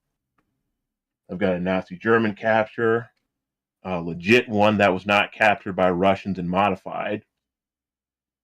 I've got one that was captured by Yugoslavian Serbs. That one, it had the Nazi emblems removed and replaced with Yugoslavian communist ones. I have a Chinese one. Well, I mean, no, it's not Chinese. It was Nazi German made, but it was sold to the Chinese nationalists to fight the CCP and probably the Japanese too. So it was a gun used to kill commies, which is good. Makes it worth restoring. There you 'Cause go. it is the most trashed gun I've ever seen. I mean, I've ever owned. And it's going to be quite a bit of work restoring this thing. It fails the bullet test miserably. And Shit.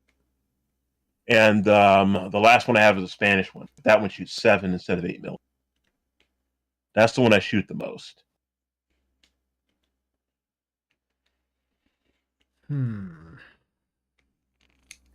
I think Spain makes some good weapons as well. Got a couple of Set Me Model Cs I want to build. I've got Lawson double barrel shotgun that was made in Spain, but that's a parts kit. I have to make a new receiver for that. I can't imagine how many gun parts you just have like sitting around, dude. I have all kinds of stuff just quote unquote sitting around. Like in my hand, I actually have another Spanish made weapon. You know what? I need to see whether this thing is chambered in 25 ACP because it looks like, I know it was definitely it's a World War II pistol. But yeah, it's a kit. I need to have to make a frame. Make a frame for it. But I'm not sure whether it's chambered in. I thought it was 25 ACP. So I'm going to have to find that out. But it's crafted almost identically to an Astra Firecat, which I do have a kit for also. Well, speaking of 25. You have 25? Well, my dad has. It's interesting that my family has like some very rare firearms. My dad has this, it's like a Beretta. I think it is a 25 ACP. Like Beretta. I forget what it's called. But they obviously don't make them no more. But Nothing Fancy had like all this And then Titan? all this good shit to say about it. Well, I didn't realize my dad had it. Or I forgot that he had it. But is it Italian? Oh, of course, it's a Beretta. Oh, it is a Beretta. Yes. Okay. It's literally a Beretta. Okay. Because I have an FIE Titan, which is chambered in 25 ACP. That's Italian. Was it 25 or 32, actually? Yeah, you know what? It might be a 32. It's very, very curious as what it says now. Because it said on the auction, it said unknown model. So this is what makes me I can't speak. Makes me curious. It definitely appears to be a striker fire pistol. Okay, it's the Jetfire. I think that's the one. Jetfire. Beretta 950 BS Jetfire, I think is the one that he's got. I think that's it. That's a 25. They're kind of like a collector's item. It's crazy that, you know, my family has these collector's item firearms. Yeah.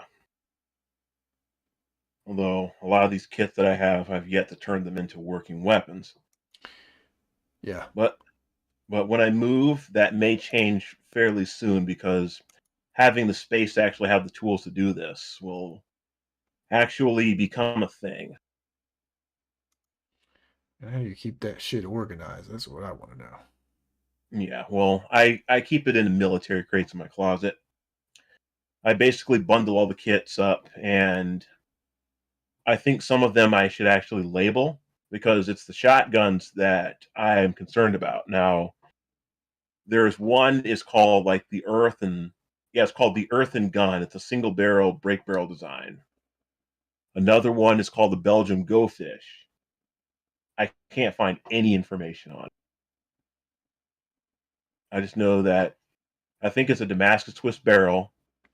So can't fire standard shotgun shells right now. You have to get some low pressure rounds for it in order to shoot it. If I ever want to shoot it. Then there is the Lawson Coach, double barrel 12 gauge made in 25 ACP. No. I mean, made in Spain. What am I thinking?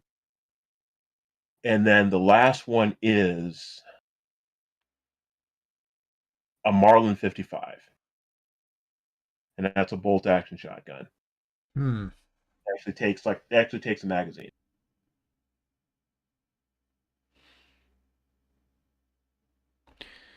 Lord Expectations says, "What's everyone's favorite song that references a firearm?" Now that's, I don't know too many that reference firearms. Mine is "Trapped in the Closet," R. Kelly. He pulled out a Beretta. And R. Kelly like going to prison? Wasn't he like caught doing some pedo shit? Hmm. I I don't can't know. think of any. I don't listen to that genre of music. I'm a heavy metal person. There's that one song that, I mean, it's okay song, but they talk about staring down the barrel of a 45. Hmm. Well, I That's can't just really. okay. I mean, Yeah, I can't really oh think of yes, any that actually do reference firearms. To be honest. there is one song. It doesn't necessarily reference any specific firearms, but it's by my favorite band called Demon Hunter, and the song is actually titled "Gunfight." But it's not for the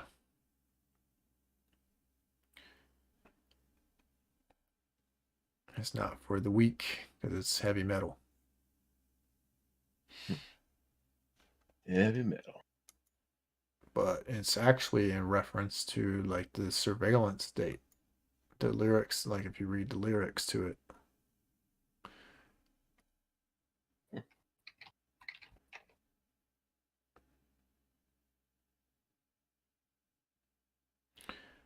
Bacon. Does "The Way It Is" by Tupac count? uh, does he reference a firearm in that song? I don't know. I know.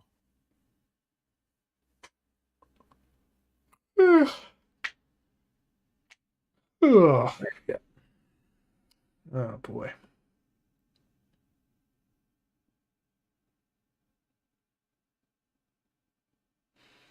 And that's just the way it is. Things will never be the same.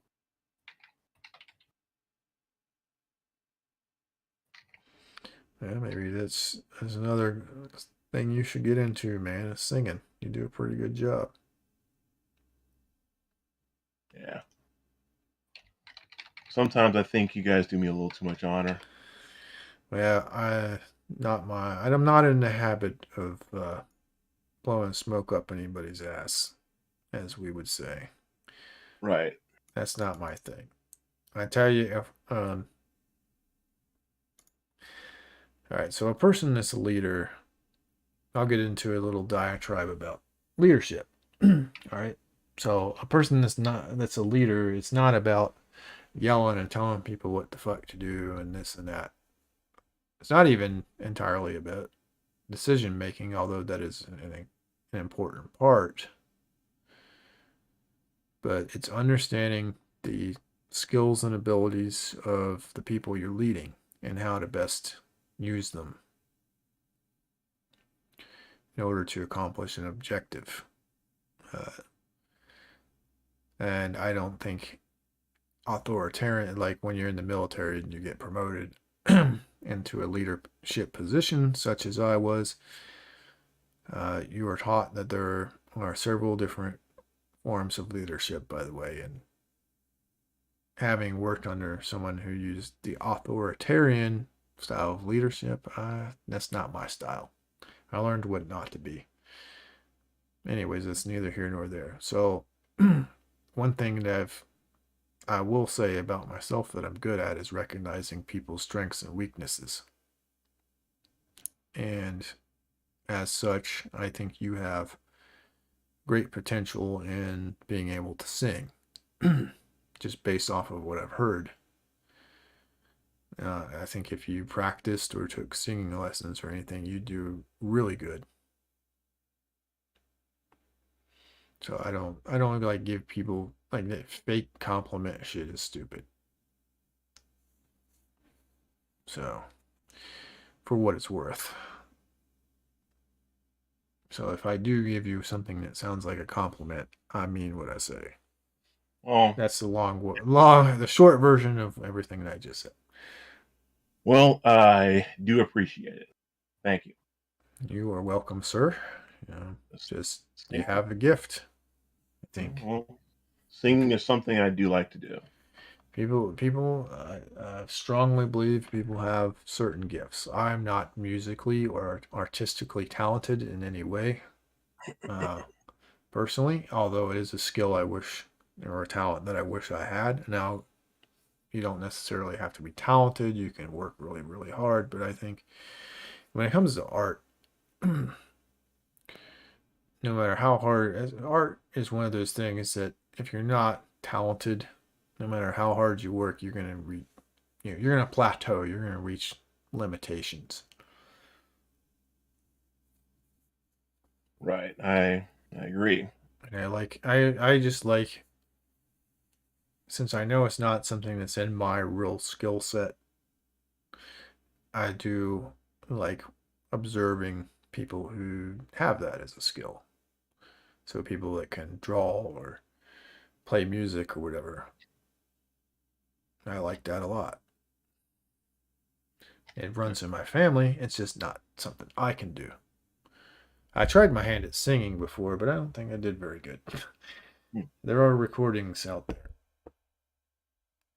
I'd like to try it again at some point, like retry it, but I don't think I'm cut out for that.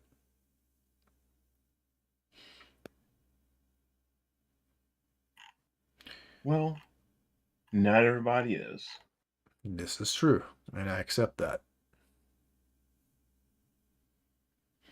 I think a lot of people get into trouble with their ego. They don't accept when they're not the best at something. And I'm not saying so you should be lazy or a quitter or anything like that, but sometimes you should just accept that you're not cut out for a certain thing and find something that you are cut out for. It's no biggie.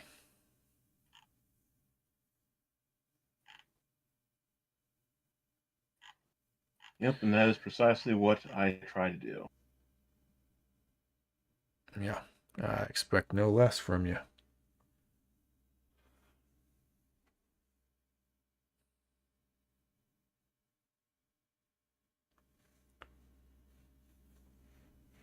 I'm surprised Bacon. Damn, Bacon's still here. Man, I could use some crispy bacon right now, actually.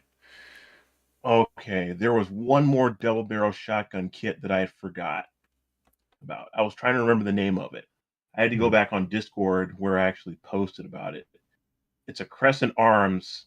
It was listed as a 12 double barrel 12 gauge, but it's actually a 16 gauge. Yeah, 16 gauge. Well, because I realized, wait a minute, a 12 gauge doesn't fit in this thing. They made a mistake during the advertising. And so I took it to a gunsmith that actually knows something about shotguns, especially the old double barrel ones. And he turns out it was a 16. I was like, well, thank God it's not an 18 because I'd be SOL if it was. Oh boy, man, I totally forgot about that. Yeah. What, you 18 gauge? No. I just had a memory come back to me. You ever seen a dumbass try to shoot the wrong caliber out of a handgun? Well, I've seen one person actually shoot the wrong caliber out of a handgun intentionally for like a YouTube video, but no, this was in the real back home with my friends. And guy, I think he was trying to shoot. He was trying to shoot 40 out of a 9mm, which I don't think that worked. And then he kept, why isn't this working? He was getting mad. It's like, you look at it, it's like, dumbass, this is the wrong caliber, you idiot. Right. You know, and if you're not careful, That's how you get shrapnel in your fucking face. Yeah, that's how you get sentry arm. Yes. That's what I'm going to start calling it from now on, calling it sentry armed. Yeah. That firing out of battery is no joke. I still haven't even tried to fuck with my on that submachine gun. That PPS 43C. Oh, I was going to say it's PPS 43, but I kind of had the feeling that you weren't really referring to it, but Yeah. It's I gotta take that to a gunsmith or get a new trigger or something. I gotta figure out what the fucking deal is with that. Because as cool of a gun as that is, I'm not looking to have it fire out a battery and take shrapnel to the face. Right. Not my idea of a good time.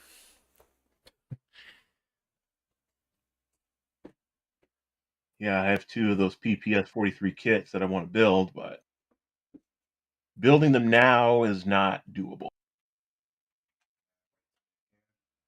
Yeah. I'm also told that it can be a pain making those in semi-auto. Due to the design that was made to make it simple for full auto. Yes. So the original is open bolt. Right. And Yeah. the stuff they've been importing here is closed bolt. They've had to weld some shit and do some stuff and some things to keep it from firing full auto. Mine just Right. happens to act like it has a binary trigger in it. Yeah. So, not quite full auto. So yours works in a binary mode. Yeah, it's weird. It is weird, and that's what makes me think there's clearly something wrong with the trigger. Mhm. To be honest, I would love it to work in binary mode for. Well, if I didn't think it was gonna fire out a battery and explode in my face, I would love it, but not quite the case. It's a cool gun. I wish I could put wish the American laws weren't so silly and I could use the stock, but they do make arm brace kits for the damn things.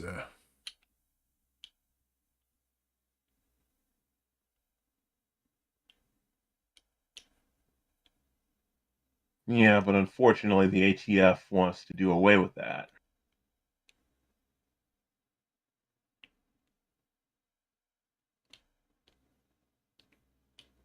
As you know, can't let people shoot too straight because that's dangerous. You could commit mass shooting with such good shooting skills. Got to make it harder for you to hit your target, so make it harder for people to commit mass shooting. Ridiculous. That's another one of those things, not to make things in life simple, because sometimes there's a lot of nuance and things like that, but how about learning to defend yourself? How about carrying a firearm, knowing how to use it as a good solution? As usual, these mass shooters always go to places where nobody's prepared, nobody's carrying.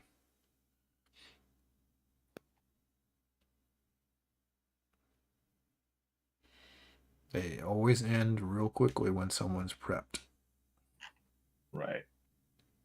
Someone's trained, someone's carrying, they know what they're doing. It ends very rapidly. And those are the stories that never come out in the news. I was just watching the other day a post on that where someone who was carrying ended a shooting or attempted shooting.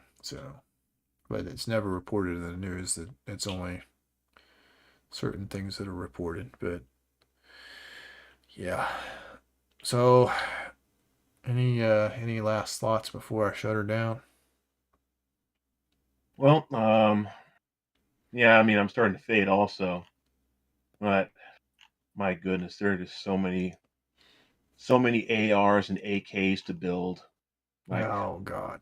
Yeah. I have the ARs themselves. I have a bunch of 80%ers, but I don't have any real place to actually set up the drill press and stuff. Plus, my biggest concern is how do I know how far to drill down? Because they make it look easy on the YouTube videos, but wow, I have so many questions because it's been years since I've used the drill press and properly used. But I bought one that's laser guided, comes with the manual. I've already got a spot welder behind me, and I'm gonna have to change the tips on it so I can spot weld the rails on the AKs.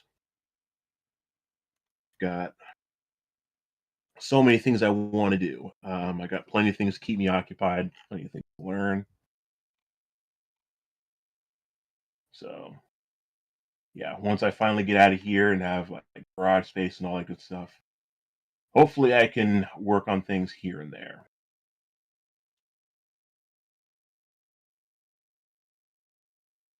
But yeah, it's been good talking to you. You too, man. Really. It's been too long. I've been wondering what you guys are up to. You and APOC. It sucks that he had to run. But maybe I'll have him. I want to have another, long form interview with the guy. Lamb of God, one gun. Yes. I do like Lamb of God quite a bit. I'm trying to remember if I've seen him live or not. I've seen, there was a time where I liked watching bands live, and now I just can't. I don't like. Do not like going to large, crowded, sweaty people. So I'm not a fan of concerts, but.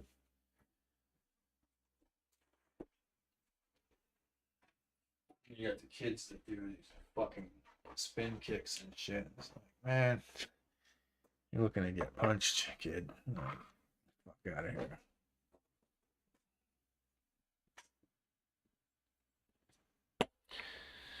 Yeah, Lamb of God will wake you the fuck up. Is that a gun or something? Lamb of God is a band. Yeah. It's like heavy metal band. Fucking brutal. I see.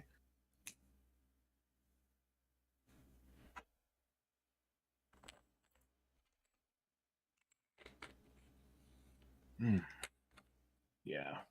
But yeah, I think it's about time we call it a night because there's things I could talk about, but yeah, we're kind of low energy. Not too many people even know what the hell we're talking about. But yeah, good, man. Like I said, good to see you. Good to chat with you. It's been too long. I've been thinking about both of you guys. I haven't talked to either one of you or APOC in forever. So I was like, hell yeah. He texted me out of the blue. He's like, "Oh, you're live," and I was like, "Yeah, get in here, man. Come chat for a bit." But something came up, like I said, with him. But you showing up was great too. So what? Maybe we'll have to make this a more regular thing. Maybe we'll just have like hangout streams or something. We'll see. Yeah, maybe I'll try to have a hangout stream once a week so I can start getting a swing at things. Be a better entertainer and stuff. Now I keep getting encouraged to do all kinds of shit. Someone said, you need to do ASMR videos. Didn't know I had a good voice. So I guess, especially if it'll make me some money. Right. Put some money in my pocket. I'll do ASMR. I can read shit. I'll study what that shit's all about and make videos or whatever. It's good to find an honest grift, I guess. Yeah. But All right, fellers. I'm going to have to call it because I'm getting pretty tired. And everyone who's been here, and one person that was unexpected, came out of nowhere.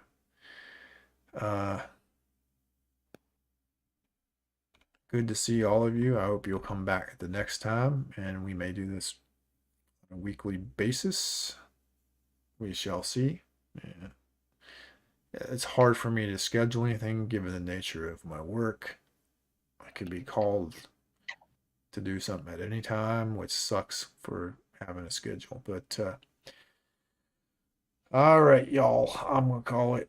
Y'all have a good night and peace out. All right. No outro music. Okay.